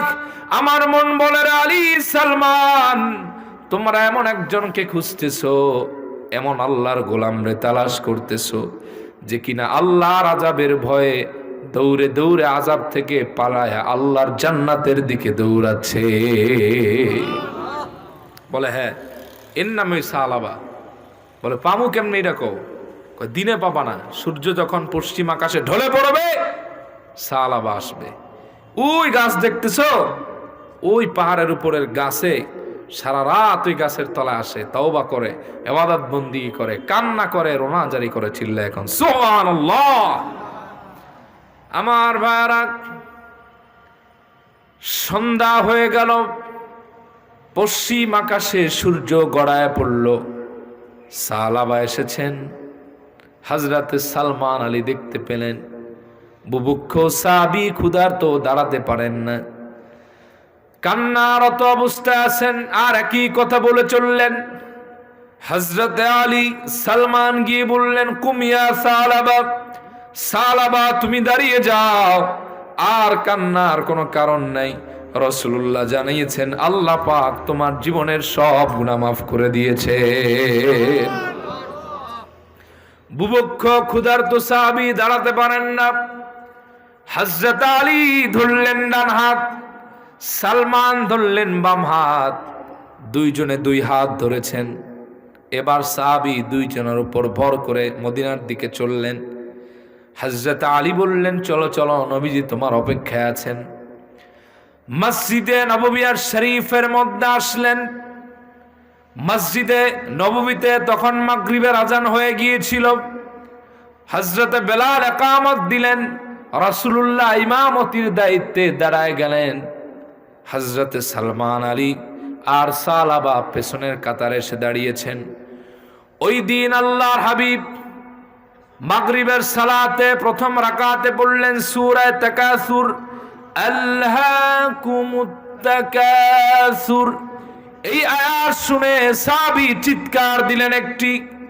রাসূলুল্লাহ যখন দ্বিতীয় আয়াত তেলাওয়াত করলেন, হাত্তা যুরতুমুল মাকাবির, সাহাবী এই আয়াত শুনে এক চিৎকার দিয়ে অজ্ঞান হয়ে জমিনে পড়ে গেলেন। আল্লাহু আকবার বলেন। নামাজ শেষ হয়ে গেল। সাহাবায়ে কেরাম তাকে জড়ো করে ধরলেন। রাসূলুল্লাহ হযরতে সালমানকে বললেন, ইয়া সালমান ইনদাহ আলাইহিল মা, সালমান রে তুমি আমার সালাবার মাথার মধ্যে পানি দাও, দেখো জ্ঞান ফিরে কিনা। হযরতে সালাবার মুখের কাছে সালমান মাথাটা নিয়ে কিছুক্ষণ পরে বললেন, ইয়া রাসূলুল্লাহ ওয়া ইয়া হাবিবাল্লাহ, পানি ঢেলে কোনো কাজ হবে না। কদ ফারাকাত দুনিয়া, এই সাহাবী আল্লাহর ভয়ে তাওবার আগুনে জ্বলতে জ্বলতে দুনিয়া থেকে বিদায় নিয়ে পরলোক গমন করেছে। দরজার পাশে তার ছোট্ট মেয়েটি দাঁড়ায় ছিল খিমসানা। রাসূলুল্লাহকে বললেন, ইয়া রাসূলুল্লাহ ইয়া হাবিবাল্লাহ, আমার একবার অনুমতি দেন, আমি একবার ভিতরে গিয়ে আমার আব্বা জানরে একটু শেষবারের মতো দেখতে চাই কি হলো। ছোট্ট মেয়েটি ইজাজত পেয়ে ঘরের মধ্যে গেলেন। তার মৃত্যু বাবার কপালের মধ্যে ডান হাত রেখে চোখের পানি ছেড়ে দিয়ে বলতে লাগলেন, বাবা তুমি তো জানো আমার মা নেই, বহু আগে মায়ের মুখ দেখা বন্ধ হয়ে গেছে, আমার একটি আপন ভাই নেই, বোন নেই, একমাত্র বাঁচার সম্বল ছিলে তুমি। আমি তোমার চেহারা দেখে দেখে বাঁচতাম রে বাবা, আজ তুমিও আমার থেকে বিদায় নিলে বাবা, আমি কার চেহারার দিকে তাকায়া তাকায়া বাকি জিন্দেগিটা পার করব। ছোট্ট মেয়েটির এই কান্না দেখি পেছন থেকে রাসূলুল্লাহ ডাক দিয়ে বললেন, খিমসানা, কান্নার কোনো দরকার নাই, ক্রন্দন করো না, দুঃখের কারণ নাই, আফসোসের কারণ নাই, আজ থেকে আমি রাসূলুল্লাহ তোমার বাবার দায়িত্ব নিয়ে নিলাম। সুবহানাল্লাহ বলেন। আজ থেকে আমি নবীজি তোমার বাবার মতো। আয়েশা তোমার মায়ের মতো, ফাতেমা তোমার বোনের মতো। মেয়েটি বলল, ইয়া রাসূলুল্লাহ, আমার কোনো দুঃখ নাই, কষ্ট নাই, সব দুঃখ আমি আপনাদের পেয়ে ভুলে গেলাম। নবীজি বললেন, সাহাবীরা রে, আমার সাহাবী সালাবাকে গোসল দাও, কাফন পরাও। আমি রাসূল নিজে তার দাফন পড়াবো, দাফন করব। আমি রাসূল নিজেই তার জানাজা পড়াবো। গোসল কাফন হয়ে গেল, এবার জানাজার পালা। হযরতে সালাবার লাশের খাটটা পেছনে পেছনে আসতেছে, রাসূলুল্লাহ আগে আগে চলতেছেন, জান্নাতুল বাকিতে দাফন হবে। হযরত আলী বলেন, জানাজায় যেই না রাসূলুল্লাহকে যেতে দেখলাম, ওই দিন যেই দৃশ্য আমি দেখেছি এর আগে আমি দেখি নাই, সেটা আমার জন্য বিরল। বলে, আমি লক্ষ্য করলাম আল্লাহর হাবিব সালাবার লাশটা পিছনে আসতেছে, সামনে হাঁটতেছেন, কিন্তু রাসূলুল্লাহর কদম মোবারকে জুতা মোবারক নেই। পুরা পাটা আল্লাহর হাবিব মসজিদে নববীর ওই এলাকায় মদিনা মুনাওয়ারায় রাখলেন না, বৃদ্ধাঙ্গুলির উপর এভাবে ভর করে করে গেলেন। যখন লাশ দাফন হয়ে গেল, কাফন হয়ে গেল, সব শেষ হয়ে গেল, আমরা ফিরতে লাগলাম। এমন সময় আমি জিজ্ঞেস করলাম, আলী, আমি আলী আল্লাহর হাবিবকে প্রশ্ন করলাম, ইয়া রাসূলুল্লাহ, ইয়া হাবিবাল্লাহ, আমরা যখন সালাবার লাশটা পেছনে নিয়ে আসতেছিলাম, আপনি আমাদের সামনে হাঁটতেছিলেন নবীরে, কোনদিন তো এমন দেখি নাই, আজকে যা দেখলাম, আপনি কেন আপনার কদম মোবারক পুরা মাটিতে রাখলেন না, বৃদ্ধাঙ্গুলির উপর ভর করে হাঁটলেন? কারণ কি জানতে চাই? নবীজি বললেন, আলী শুনে রাখো, আমার সালাবার তওবার কারণে এমন সম্মান আল্লাহর কাছে বেড়ে গিয়েছে, তার মৃত্যুতে আর তওবায় আল্লাহ এমন খুশি হয়েছেন, তার সম্মানে আল্লাহ আসমানের সব দরজা খুলে দিয়েছে। আরে আলী, আমার সালাবার সম্মান আল্লাহ এত বাড়ায় দিয়েছেন, আসমান থেকে মদিনা মুনাওয়ারায় এত বেশি ফেরেশতা তার জানাজায় হাজির হয়েছে। মা কদারতু আন বাতিনা কদামাইয়া মিন কাসরাতিল মালাইকা, ফেরেশতার আধিক্যের কারণে আমি রাসূলুল্লাহ গোটা মদিনা মুনাওয়ারায় এমন জায়গা পাই নাই যেখানে আমি আমার কদম মোবারক পুরা ফেলতে পারি। আলী, এত বেশি ফেরেশতা আসছে যে আমি কদম মোবারক পুরা ফেলবো এমন জায়গাও খুঁজে পাই নাই। চিল্লায় এখন সুবহানাল্লাহ। এর নাম তাওবা, এর নাম অনুশোচনা। আপনি আমি যদি এমন অনুশোচনা করতে পারি, আল্লাহ পাক জীবনের সব গুনাহ মাফ করে দিবেন। সুবহানাল্লাহ পড়েন। আর 3 নম্বর, আল্লাহর দয়া পেতে হলে যেই জিনিসটা করতে হবে, যখনই আপনি গুনাহ করবেন, গুনাহ করার পরে তওবা যখন করবেন, ওই গুনাহটা আর করবেন না। যেই গুনাহ থেকে তওবা করছেন, ওই গুনাহ বারবার করলে তওবা কবুল হবে না। এখন নিয়ে আবার নিয়ত করবেন, হুজুরে যেই দয়ার কথা কইছে, তওবার সিস্টেম তো চালু আছে, একটা করে গুনাহ করবো, 3টা করে তওবা করবো। একটা হাজী সাহেবের কথা মনে পড়ে গেছে, কমু। এক লোক বয়স হলো 80+, কিন্তু কিছু বুড়া আছে, এটা 90 হইলে 100 হইলেও বোঝা যায় না এটা বুড়া, ঠিক না?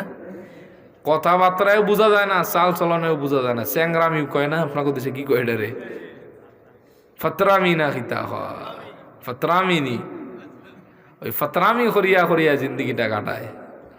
তো বেড়ায় আসছে হজ করে, তখন আমরা আলিমে পড়ি। তা আমি এক জায়গায় অল্প কিছুদিন পড়েছি, তো ওই জায়গায় হাঁটতাম চলতাম বিকালে, তো বেচারার লগে আমার সাথে ভালো সম্পর্ক ছিল। তো উনি প্রথম কইতো, হাজি সাহেব, আমি কিন্তু হাজি, হজ করে আইছি, পুরা বৌরে লয়ে গেছিলাম। আমি আলহামদুলিল্লাহ, ভালো গেছেন, মাশাআল্লাহ, গর্ব করার কিছু নাই, ঠিক না? আপনারা আগে গেছেন, আপনারা পরে যাবো কোন ইনশাআল্লাহ। তো একদিন দেখতেছি কি, মনে করেন জনমের মতো কাঁচা মাইরা গায়েল মারতেছে আর একজনারে অকথ্য ভাষায়। এর মধ্যে আমি দেখে অবাক হইলাম, এই বেটায় বলে হাজি, তো এরকম ওয়াজ করে কেমনে খারাপ ভাষায়। আর একদিন দেখতেছি কি, চকের মধ্যে কাজ করতেছে, বুঝছেন, আমাদের এলাকায় কয় আইডা কাঁচা, আপনাকে দেশে কি কয় কষা কয়।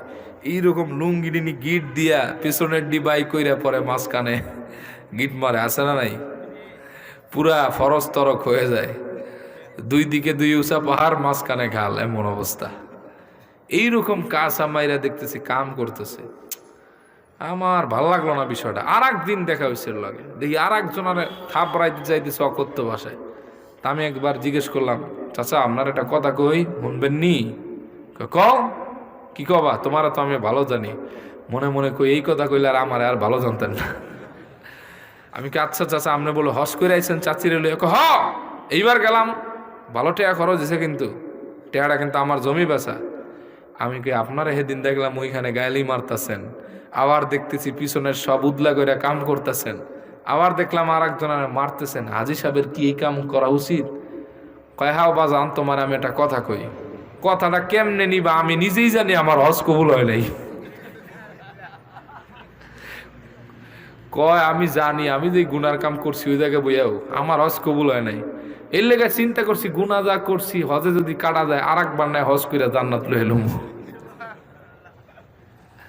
কারণ আপনারা যদি এই চিন্তা করেন যে তওবা তো একবার করছি, আগের দিন মাফ হয়েছে, এখন আবার গুনাহ করবো, আবার তওবা করবো, খবরদার এই চিন্তা করা যাবে না। আপনি আজকে আছেন, একটু পরে বাঁচবেন এই গ্যারান্টি আছে? সেদিন এক জায়গায় মাহফিলে গেলাম, সভাপতি আমার পাশেই বসা, বললো হুজুর আমার না আজকে একটু খারাপ লাগতেছে, দোয়া করেন। হাসি মাখা চেহারা দেখলাম। 5 মিনিট পরে মাইকে অ্যানাউন্স করতেছে, কয় আমাদের সভাপতি সাহেব মারা গেছে। ইন্না লিল্লাহি ওয়া ইন্না ইলাইহি। এই তো জিন্দেগি। আর এক জায়গায় এক লোক আমাকে দাওয়াত দিল, কারণ কি আমরা বাংলাদেশের দু এক জায়গায় ঘুরি, তো দেখা যায় সফর বেশি হইলে বিভিন্ন বাস্তবতাটা সহজ হয়ে যায় বুঝতে। এক লোকে মাগরিবের নামাজ আমার সাথে পড়লো, রাস্তা পার হওয়া দিছে, গাড়িতে মাইরা দিছে, শেষ। তাহলে আপনি কোন জোরে বলতে পারেন যে তওবা আজকেও করবো কালকেও করবো, মাঝখানে গুনাহটা কইরা ফেলাই? বিশ্বাস করুন, আর 5 মিনিট যে আমি এখানে কথা বলতে পারবো এই যোগ্যতা কারো আছে? কখন যে মৌত আইসা ধরে এটা কারো জানা নেই। এজন্য তওবা করতে রাজি আছেন কারা কারা? সবাই আছেন? আল্লাহ কবুল করুক বলি আমিন। যাওয়ার আগে আমি আপনাদের একটা হাদিস শোনায় বিদায় নিব। কষ্ট হবে না তো? কষ্ট পাইতেছেন মনে হয় আপনারা? আমি বুঝি যে পাবলিক একটু গরম আওয়াজ চায়, ঠান্ডা আওয়াজ শুনলে এরাও ঠান্ডা হয়ে যায়, কিন্তু আমি প্রথম কথা হচ্ছে সাউন্ডটা ম্যাচিং যদি আমার না হয় তাহলে আমি কথা বলতে পারি না, এটা এক সমস্যা। সাউন্ড ভালো, দেখা যায় আমি ভালো কথা বলতে পারি, আল্লাহর দয়া তো লাগবেই, মকবুলিয়াত লাগবে। না না সমস্যা নেই। অনেক সময় হয় কি যে সবার গলার স্কেল এক থাকে না। আপনাকে সিলেটের কিছু বক্তা আছে বা অনেক বক্তা আছে দেখবে হায় রে চিল্লায় ওয়াজ করে, বাবা রে বাবা, মাইক ম্যানেও তো বাবারে আল্লাহ এর কণ্ঠটা কমাই দাও আওয়াজ, কোন সময় আমার বক্স ফাটি যায়। মিশর থেকে আমরা প্রত্যেক বছর কারি এনে কেরাত কনফারেন্স করাই, তো ইকরা আন্তর্জাতিক কেরাত সংস্থার উদ্যোগে আপনাদের সিলেট আলিয়া মাঠে হয়, ফেনসুগঞ্জে হয়। আমার ওস্তাদ শেখ আহমদ বিন ইউসুফ আল আজহারি, ওনার নেতৃত্বে এখন হচ্ছে। তো মিশরের একজন কারি আনছিলাম আমরা কয়েক বছরের, নাম হলো মুরিজি, মোহাম্মদ আল মুরিজি হাফেজাহুল্লাহ। এইরকম দেহ মোটামুটি মিশরের যা, এগুলো আমাকে 10টা রহমান শক্তি। এক জায়গায় গেছে আমাদের ওদিকে তেলাওয়াত করতে, বক্সের মধ্যে এমন বাড়ি মারছে বক্স পাইটা গেছে। চিন্তা করেন কি জোর। যাই হোক, বুঝতেছেন তো? আর আমি চেষ্টা করি আমি যা বলি আর না বলি পাবলিক বুঝুক, কারণ এক জায়গা থেকে টান দিলাম আর এক জায়গায় গেলাম, কিছু বুঝলেন না, ওইটার কোনো দাম নাই, ঠিক কিনা বলেন? বাপরে বাপ, কালকে আমরা এলাকার যে হুজুর আইছিলাম উনি একটা মারাত্মক হুজুর, তাই ন যে ওয়াজ করছুন দিলটা ভরি গেছে কি। কয় আচ্ছা মামুর বেটা হ কিতা ওয়াজ শুনছ? কয় ইসিরে এ হয়েছিল তো হয় পেটের মধ্যে আয় মুখের মধ্যে দিয়া বাইরে না। কয় তোর আজকে কইয়া যাওয়া লাগবো, তুই কিতা শুনছস? অনেকক্ষণ বাদে হয় ভাই মাফ করি দাও, আসলে কণ্ঠটা এমন খোলা আসিল, চিল্লানটা এমন মারছে, ওই দিকে তাকাই রয়েছি, এক কান দিয়ে ঢুকছে আর এক কান দিয়ে বাইরেছে, কিছু মনে নাই। তাহলে লাভ আছে? আল্লাহ কবুল করুক, কোন আমিন। তাকবীর দেন, নারায়ে তাকবীর, নারায়ে রিসালাত। প্রিয় ভাই সব, লাস্ট একটা হাদিস আপনাদেরকে আমি শোনাই দিই। এতক্ষণ আমরা তওবার কথা বললাম, আল্লাহর দয়ার কথা বললাম, এখন একটা হাদিস শোনাই দিই ইস্তেগফারের ব্যাপারে। আমরা অনেকেই জীবনে নানান ঝামেলার মধ্যে জড়িত, ঠিক না ভাই? কেউ কম, কেউ বেশি, ঠিক না? তো এজন্য আপনি বেশি বেশি ইস্তেগফার করেন, আল্লাহ পাক সব ঝামেলা দূর করে দিবেন। সুবহানাল্লাহ কইবেন না? এখন অনেকে বুঝতেই পারে না যে ইস্তেগফার মানে কি। ইস্তেগফার মানে হচ্ছে আল্লাহর কাছে ক্ষমা প্রার্থনা করা, আল্লাহর কাছে মাপ চাওয়া, ক্ষমা চাওয়া, সারেন্ডার হওয়া, নতি স্বীকার করা। এখন প্রশ্ন হলো আমি ইস্তেগফার কিভাবে করব? ইস্তেগফার বা ক্ষমা আপনি যে কোনো শব্দে চাইতে পারেন, কিন্তু সুন্নাহ থেকে আমি কয়েকটি শব্দ বা বাক্য আপনাদের শিখাই দেই। আপনি পড়তে পারেন, পড়েন আস্তাগফিরুল্লাহ, অথবা পড়তে পারেন রব্বিগফির ওয়ারহাম ওয়া আনতা খায়রুর রাহিমিন, পড়তে পারেন আল্লাহুম্মা ইন্নাকা আফুউন তুহিব্বুল আফওয়া ফাফু আন্নি। পারেন, পড়েন আল্লাহুম্মা ইন্নাকা আফুউন তুহিব্বুল আফওয়া ফাফু আন্নি। অথবা আপনি পড়তে পারেন রব্বানা যালামনা আনফুসানা ওয়া ইল্লাম তাগফির লানা ওয়া তারহামনা লানাকুনান্না মিনাল খাসিরিন। প্রিয় ভাই সব, আপনি যদি শুধুমাত্র আস্তাগফিরুল্লাহ আস্তাগফিরুল্লাহ পড়েন, তাও আপনার ইস্তেগফারের হক আদায় হবে। এইভাবে প্রতিদিন বেশি বেশি ইস্তেগফার করলে আল্লাহ পাক 5টা পুরস্কার আপনাকে ইনস্ট্যান্ট দান করবেন। সুবহানাল্লাহ বলবেন না? 1 নম্বর, মান লাজিমাল ইস্তিগফার জাআলাল্লাহু লাহু মিন কুল্লি দিকিন মাখরাজা। আল্লাহর যে গোলাম বেশি বেশি ইস্তেগফার করবে, আল্লাহ পাক এই পৃথিবীর যাবতীয় বিপদ থেকে ওই বান্দারে মুক্তি দান করে দিবে। ইস্তেগফারকারী ব্যক্তিকে পৃথিবীর কোনো বিপদ আটকে রাখতে পারবে না। সুবহানাল্লাহ বলেন। 2 নম্বর, ওয়া মিন কুল্লি হাম্মিন ফারাজা। এই পৃথিবীতে যত টেনশন দুশ্চিন্তা আছে, আল্লাহ পাক সকল ডিপ্রেশন, টেনশন, দুশ্চিন্তা থেকে ওই বান্দারে মুক্তি দিয়া জীবনটারে স্বস্তির জিন্দেগি বানায় দিবে। অনেকে বলে হুজুর টেনশন কমে না। এই টেনশন থাকলে ঘরে ভালো লাগে না, বাহিরেও ভালো লাগে না, খায়া ভালো লাগে না, ঘুমায়া ভালো লাগে না, ঠিক কিনা বলেন? ওই অতিরিক্ত টেনশন ডিপ্রেশনের কারণে এখন বড়ি খাইতে হয় মানুষের। একজনে আমারে বলছিলেন হুজুর আমার 300 টাকার বড়ি লাগে। আমি কেন? আমার টেনশনে ঘুমাসে না, টেনশনের জন্য গিলতে হয় আমার। বউরে তালাক মারে টেনশনের কারণে, ফ্যানের সাথে লটকায়, গাছের সাথে ঝুলে ফাঁসি দেয়, আছে না নাই? টেনশনের অভাব নাই। সেদিন একজনে ফোন দিছে, হুজুর খাম একটা শাড়ি লাইছি, বা কিতা করছ? বউরে তালাক লাগিয়ে দিছি। কিসের জন্য? মাথাটা একটু খারাপ আছিল, বিদেশের বাড়ি তো, অরিজিনালটা খাইছি 2 বোতল, খাইয়া তো দিমাগ ঠিক নেই চল রাহা তা। বউ ফোন দিছে, বউরে কুচি তুইও তালাক, তোর মায়ও তালাক। এই কারণগুলি হয় কেন? টেনশনে, ঠিক কিনা বলেন? টেনশন বেশি, মায়ের সাথে আচরণ ঠিক নাই, বউয়ের সাথে ঠিক নাই, আব্বার সাথে ভালো করে কথা কয় না, ছেলে পান আদরের ছেলেটাও তখন আর আদরের থাকে না, এটাও বোঝা হয়ে যায়, ঠিক কিনা বলেন? এজন্য যে বেশি বেশি ইস্তেগফার করবে, আল্লাহ টেনশন কমাই দিবেন। সুবহানাল্লাহ কইবেন না? 3 নম্বর, ওয়ারাযাকাহু মিন হাইসু লা ইয়াহতাসিব। যেই ব্যক্তি বেশি বেশি ইস্তেগফার করবে, আল্লাহ পাক এমন জায়গা থেকে তার রিজিকের ব্যবস্থা করে দিবেন যা সে কোনোদিন কল্পনাও করে নাই। আপনি কল্পনাও করতে পারবেন না এই জায়গা থেকে এত টাকা আল্লাহ আপনারে দিছে, এত ব্যবসায় বরকত, এত রিজিকে বরকত। সুবহানাল্লাহ বলবেন না? অনেকে বলে হুজুর চাকরি নাই, ইস্তেগফার করেন মিয়া। অনেকে বলে হুজুর ব্যবসা দিছি, 10 লাখ খাটাইছি, 50 লাখ, ব্যবসা ভালো নাই, শাটার খুললে 2000 খরচ, 500 টাকা বিক্রি করতে পারি না। হুজুর অনেক ঝামেলা আছে, পোলাপান নিয়ে চলতে পারি না, করোনায় ধরছে, চাকরিচ্যুত হয়েছি, বাড়িতে মুখ দেখাইতে পারি না। আপনি ইস্তেগফার করেন, আল্লাহ পাক আপনার এই ধরনের সব রিজিকের অভাব দূর করে দিবে। সুবহানাল্লাহ বলবেন না? ইস্তেগফারের একটা, এই যুগের একটা ফজিলত শুনাই কয়েকদিন আগের। আমার এক বন্ধু, আমার একটা নেটে ইস্তেগফারের আলোচনা দেয়া আছে, ওইটা মেবি দেখাও আমাকে ফোন দিছে, দোস্ত তোমার আমি একটা আমার জীবনের লাইফ রিলেটেড একটা হিস্টোরি শোনাতে চাই। বললাম কি? বলে এই তো কিছুদিন আগে আমি একটা কোম্পানিতে চাকরির জন্য অ্যাপ্লাই করেছিলাম, রিটেনও দিয়েছি, ভাইবার জন্য ডেকেছে, কিন্তু ভাইবার দিনে আমার মারাত্মক জ্বর ছিল। আমি তো ওই পরীক্ষার সময় অসুস্থ, ভাইবার সময় আরো অসুস্থ। বলে আমি জিন্দিগিতেও আশা করি নাই যে আমার মতো লোক টিকবে। ক্যান্ডিডেট হচ্ছে 1000-এর প্লাস, নিবে মাত্র 10 জন না 11 জন। বলতেছে আল্লাহ পাক কিন্তু আমাকে এর মধ্যে 3 নম্বর বানাই দিছে। আমি বললাম আলহামদুলিল্লাহ। বলে যে কারণে তোমাকে ফোন দিছি শোনো। বলে আমি জিন্দিগিতে কল্পনাও করি নাই যে আমার এই চাকরিটা হবে। আমার তোমার এই আলোচনাটা শুনে মনে পড়লো যে আল্লাহ মনে হয় আমাকে দয়া করছেন ইস্তেগফারের উসিলায়। আমি বললাম কেমনে? বলে দোস্ত, আমি সুস্থ থাকি অসুস্থ থাকি, ভালোতে থাকি মন্দতে থাকি, প্রত্যেক দিন কমপক্ষে 150 থেকে 200 বার আমি ইস্তেগফার করি।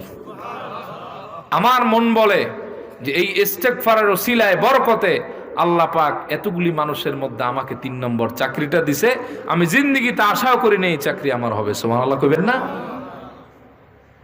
4 নম্বর, যেই ব্যক্তি বেশি বেশি ইস্তেগফার করবে আল্লাহ পাক দুনিয়া এবং আখিরাতের সকল বিপদ মুসিবত বালা থেকে ওই বান্দারে আল্লাহ পাক মুক্ত করে দিবেন, আযাব থেকে মুক্ত করবেন। আল্লাহ পাক বলেন ওয়ামা কানাল্লাহু মুআযযিবাহুম ওয়া হুম ইস্তাগফিরুন। আল্লাহ পাক এমন নন তোমরা যখন ইস্তেগফার করো ওই অবস্থায় আল্লাহ আযাব দিবেন। এর ব্যাখ্যা মুহাদ্দিসিন 2 ভাবে করেছেন। একটা হলো ফিদ দুনিয়া আর একটা ফিল আখিরা। দুনিয়া একটা, আখিরাতে একটা। দুনিয়ায় হলো বেশি বেশি ইস্তেগফার করলে আল্লাহ পাক রোড অ্যাক্সিডেন্টে মারবে না, আগুনে আপনার ঘর পুড়বে না, পানিতে পড়ে মরবেন না, বড় ধরনের কোনো বিপদ এবং রোগ হবে না। আল্লাহ পাক ইস্তেগফারের বদৌলতে আপনারে মুক্ত করে দিবেন। আর আখিরাতে কি? মৃত্যুটা আসানের সাথে হবে। কবরে আল্লাহ পাক দয়া করবেন, হাসরে নাজাত দিবেন, পুলসিরাত পার হয়ে ইস্তেগফারের খাতিরে আল্লাহ পাক আপনাকে জান্নাত পর্যন্ত পৌঁছায় দিবে।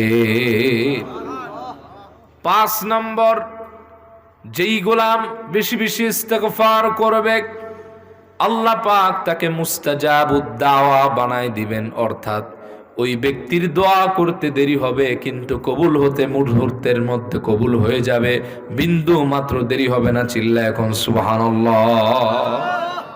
দোয়া করতে দেরি, কবুল হতে দেরি না। অনেকে বলেন হুজুর বিয়ে করলাম আজকে 13টা বছর, 10টা বছর একটা বাচ্চা হয় না। হুজুর বিয়ে করছি 20 বছর, আল্লাহ 3টা মেয়ে দিছে, একটা ছেলে দেয় না। হুজুর ভিসা লাগায় রাখছি কতদিন ধরে, এত দোয়া করলাম মাওলারে, ভিসাটা লাগেই না।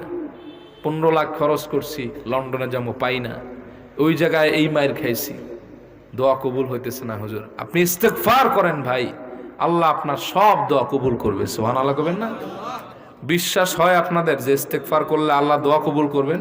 কার কার বিশ্বাস আছে তাদের হাত দেখতে চাই।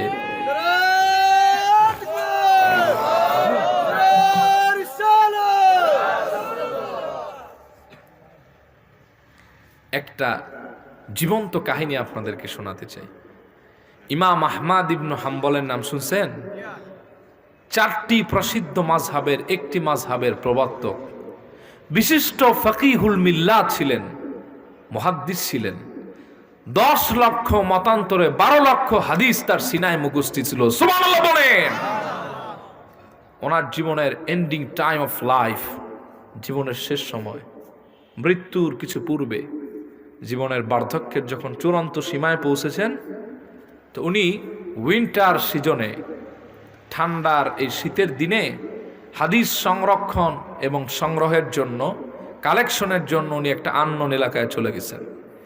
যাওয়ার পরে প্রচণ্ড শীত, বুড়া মানুষ, লড়াচড়া বেকায়দা, একটা মসজিদে মাগরিবের সালা আদায় করেছেন, এশাও ওখানে আদায় করছেন। তো এশার নামাজ পড়ে সবাই বের হয়ে গেছেন, তিনি আর বের হচ্ছেন না। উনি মনে মনে চিন্তা করলেন যে আজ বের হব না, রাতটা এই জায়গায় তাহাজ্জুদ পড়ে আর হাদিস মোতালা করে কাটাই দিব। সুবহানাল্লাহ কবেন।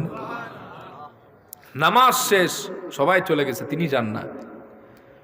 ওই মসজিদের খাদেম এসে বলল, কে তুমি, এখনো বসে আছো? সবাই বের হয়েছে, তুমি হও না কেন? বলে, বাবা রে, আমি তো তোমার এলাকায় নতুন, আমি আসছি অনেক দূর থেকে, আমি এলাকার কিচ্ছু চিনি না। আবার শীতের দিন, বুড়া মানুষ, মাগরিবের নামাজ পড়ছি, এশাও পড়ছি, আমি ফজরের মুসল্লি, ফজর নামাজটা পড়বো, বাবা আমার একটু থাকতে দাও, আমি ঘুমাই না, পাঠি না, ইবাদত বন্দিগি আর হাদিস মুতালায় কাটাবো। তো ওই লোক বলছে, যাও এখান থেকে, যাও, থাকতে পারবো না। দেখবেন, মাইন্ড করবেন না, আমাদেরও সমাজে কিছু সংখ্যক ইমাম আর মুয়াজ্জিন খাদেম আছেন, এদের মুখের ভাষা শুনলে মনে হয় আমাদের এলাকায় বলে, জন্মের পরে চিনি অথবা মধু কোনোটাই মুখের মধ্যে ঢালে নাই। ঠিক কিনা? জামাত হয় 30-এ 40-এ তালাটা লাগায়, হ্যাঁ শেষ। হুজুরে খুঁজা পাওয়া যায় না, নেটওয়ার্কের বাইরে। দেখা যায় ওই কর্নারে বৈশা বৈশা গপ মারো তাইনো পাবলিকের লগে। কয়দিন বাদে দেখা যায় পাবলিকে তারে আটকাওয়ালা বাস দিয়া কয়, যা ফাতরা হুজুর আমরা রাখি না। ঠিক কিনা গণ? রাগ করেন না। তো বের করে দিছেন ইমাম আহমদ ইবনু হাম্বালকে, বের হয়ে এলেন। ইমাম আহমদ ইবনু হাম্বাল রাহিমাহুল্লাহ প্রচন্ড শীতের ভিতর ওই রাত্রে একাকী চলতে লাগলেন। নির্জন রাত, নির্জন জায়গা, প্রচন্ড শীত, বুড়া মানুষ, মনের দুঃখ নিয়ে বের হয়ে গেলেন। একাকী রাস্তায় চলতে লাগলেন। চলতে চলতে সামনে লক্ষ্য করলেন দূরে একটু মৃদু মৃদু আলো দেখা যায়। উনি ভাবলেন কোনো বাজার হবে, না হলে কোনো জনপদ হবে, যাই আগে, তারপরে দেখা যাবে কি হয়। আস্তে আস্তে দেখলেন একটা বাজার। বাজারের মাঝখানে একজন খব্বাস আগুন জ্বালায় রেখেছে, চুলায় রুটি ভাজতেছে। তিনি এসে বললেন, ইয়া শাবাব, হে যুবক, আমি তোমার এই পাশের সিটটায় যদি চুলার পাশে বসে বসে সারা রাত তোমাকে সঙ্গ দিয়ে কাটায় দেই, তোমার কি কোনো সমস্যা হবে? যুবক বলছে, আপনি বলবেন আপনার জায়গায়, আমি কাম করবো আমার জায়গায়, আমার কি সমস্যা? আহলান ওয়া সাহলান মারহাবান বিক, no problem, you can stay with me. আপনি আমার সাথে থাকতে পারেন, থাকেন, কোনো সমস্যা নাই, বসেন বসেন, বইসা যান, আমার কোনো সমস্যা নাই। আপনি থাকবেন, আমার চুলার সামান্য একটু সেকা নিয়ে যদি আপনার ভালো ফিল হয়, বেটার ফিল হয়, তো আমারও ভালো, থাকেন না। ইমাম আহমদ ইবনু হাম্বাল ওই যুবকের পাশেই বসে রইলেন। হঠাৎ লক্ষ্য করে দেখেন যুবকের মাঝখানে একটা বিরল প্রতিভা দেখা যাচ্ছে, একটা খাস আমল তিনি লক্ষ্য করলেন। যুবকটি যখন রুটির খামির বানায় বলে আস্তাগফিরুল্লাহ, গোল গোল বানায় বলে আস্তাগফিরুল্লাহ, লম্বা করে বেলে বলে আস্তাগফিরুল্লাহ, চুলার মধ্যে সেকা দেয় বলে আস্তাগফিরুল্লাহ, উঠায় আস্তাগফিরুল্লাহ, ক্রেতারে দেয় বলে আস্তাগফিরুল্লাহ, টাকা নাই আস্তাগফিরুল্লাহ, চিল্লায় কোন সুবহানাল্লাহ। ইমাম আহমদ বললেন, মালাকা ইয়া শাবাব দাইমান তাকরাউনা আস্তাগফিরুল্লাহ, হে যুবক, কি ব্যাপার? What happened man? কি হয়েছে তোমার? কি তুমি বারবার আস্তাগফিরুল্লাহ পড়তেছো? তুমি কি কোনো বিপদে আছো? যুবক বলল, আসলে আমি কোনো বিপদে নাই, কোনো দুঃখের মাঝেও নাই, আস্তাগফিরুল্লাহ আমার নিত্যদিনের সঙ্গী। আমি যখনই সময় পাই, সময় ব্যস্ত থাকি আর ফ্রি থাকি, যখনই আমার মনে আল্লাহর নাম আসে আমি পড়ি আস্তাগফিরুল্লাহ। খাইতে গেলেও আস্তাগফিরুল্লাহ, ঘুমাইতে গেলেও আস্তাগফিরুল্লাহ, কাজ করি আস্তাগফিরুল্লাহ, চিল্লায় কবেন না সুবহানাল্লাহ। যুবকটি বলে, হুজুর শোনেন মুরব্বী, এই আস্তাগফিরুল্লাহ বেশি বেশি পাঠ করার কারণে আল্লাহ পাক মুস্তাজাবুদ দাওয়া আমাকে বানায় দিয়েছেন। আমি দোয়া করতে দেরি হয়, কিন্তু কবুল হতে মালিকের দরবারে দেরি হয় না। ইমাম আহমদ বললেন, কি বললা? আনতা মুস্তাজাবুদ দাওয়া, তুমি মুস্তাজাবুদ দাওয়া? What are you talking man? কি বলতেছো? মাথা ঠিক আছে? আমরা কই না, আর ইউ ম্যাড? পাগল নি মিয়া? You have to justify by your own intellectual power. কি বলতেছো? এটা ভালো করে চিন্তা করে বলো। তুমি মুস্তাজাবুদ দাওয়া, আমরা হইলে কইতাম বেড়া রুডি বাসুস আর তোর দোয়া কবুল হয়নি, তোরে কাফের ফতো আমারও। কথা কন না? কষ্ট পাচ্ছেন? যুবকটি বলল, হ্যাঁ আমি মুস্তাজাবুদ দাওয়া। ইমাম আহমদ বললেন, জানাও তোমার জীবনের কিছু স্মরণীয় ঘটনা আমি শুনতে চাই। বলে, আল্লাহ পাকের কাছে দুহাত তুলে যত দোয়া করেছি আল্লাহ পাক একটা দোয়া ফেরত দেন নাই। তবে আমার মনের মাঝে একটা দুঃখ আছে, জীবনে যত দোয়া করলাম কবুল হয়েছে, একটা দোয়া কবুল হয় নাই। বলে কোনটা? বলে আমি শুনেছি এই জামানার সবচাইতে বড় আবেদ, মুহাদ্দিস, ফাকিহ, তাকিউল মিল্লাত, মুফতি আজম, তার নাম হলো আহমদ ইবনু হাম্বল। প্রত্যেক দিন মোনাজাতে আল্লাহরে বলি, আল্লাহ আমার মৃত্যুর আগে একবার আহমদ ইবনু হাম্বলের সঙ্গে সাক্ষাৎ করায় দিও, আমি তার সাথে জিয়ারত করে তার কপালে 2টা চুমু দিতে চাই। বলতেছে কার সামনে? সুবহানাল্লাহ কইবেন না? আহমদ ইবনু হাম্বল বললেন, যুবক এই দোয়াটি আল্লাহ পাক তোমার জন্য এত সুপার কোয়ালিটি কবুল করেছেন, ইমাম আহমদ ইবনু হাম্বলকে খুঁজতে তোমার যেতে হয় নাই, আল্লাহ পাক আহমদ ইবনু হাম্বলকে তোমার কাছে পাঠাই দিয়েছে। ওই যুবক বলে, কি বলেন? আমার মতো রুটিওয়ালার কাছে আহমদ ইবনু হাম্বল আসবে কেন? তার মতো মানুষের কাছে তো আমরা যাব। ওই যুবককে আহমদ ইবনু হাম্বল বললেন, উনদুর ইলাইয়া ইয়া শাবাব, হে যুবক আমার দিকে তাকাও, প্রত্যেক দিন যার জন্য দোয়া করো আনা আহমদ ইবনু হাম্বল, আমি সে আহমদ ইবনু হাম্বল তোমার সামনে দাঁড়ানো। যুবক উঠলেন, কপালে চুমু খাইলেন, জড়ায় ধরলেন, চিল্লায় এখন সুবহানাল্লাহ। তাহলে পারা যাবে ভাই? কত সময় ব্যয় করি আমরা মোবাইল টিপা, রাত আর ঘুমা করে, চার দোকানে, বন্ধুদের আড্ডায়। দোস্ত, দৈনিক কি 100 বার আস্তাগফিরুল্লাহ পড়া যায় না? কত সময় লাগে? 5 মিনিটের বেশি লাগবে না। যারা 5 ওয়াক্ত নামাজ পড়েন তাদের জন্য একটু সহজ করে দিই। ফজরে পড়বেন 20 বার, জোহরে 20 বার, 5 ওয়াক্তে 5 20 কত? 5 করি 100। এই 100 বার তো 5 বারে হয়ে যায়। ঘুমাইতেছেন, ঘুম আসে না, কানের মধ্যে হেডফোনটা না ঢুকাইয়া মমতাজ বেগমের গান এখন অবশ্য রুচিশীল মানুষরা শোনে না, ওই ফালতু মালতু যেটি আছে এটি শুনতে পারে, ঠিক কিনা? কারণ ও ধরনের গান আগে রিক্সা চালকরা শুনতো, কারণ রুচিশীল মানুষরা এই ধরনের গান শোনে না। এরা গান শুনলেও শুনবে আসিফ আকবরের গান, বিরহের ছাগা গায়ে বেকা হয়ে।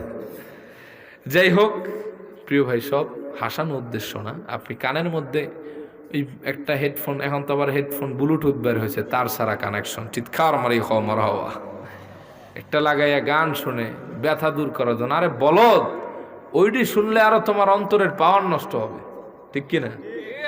তার চাইতে তুমি কয়েকবার আস্তাগফিরুল্লাহ পড়ো, দেখবা ঘুমও আসবে, টেনশনও দূর হবে, দিলটা হালকা হবে। সুবহানাল্লাহ কইবেন না? আল্লাহ আমলের তৌফিক দান করুক বলে আমিন। ওয়া আখিরু দাওয়ানা আনিল হামদুলিল্লাহ।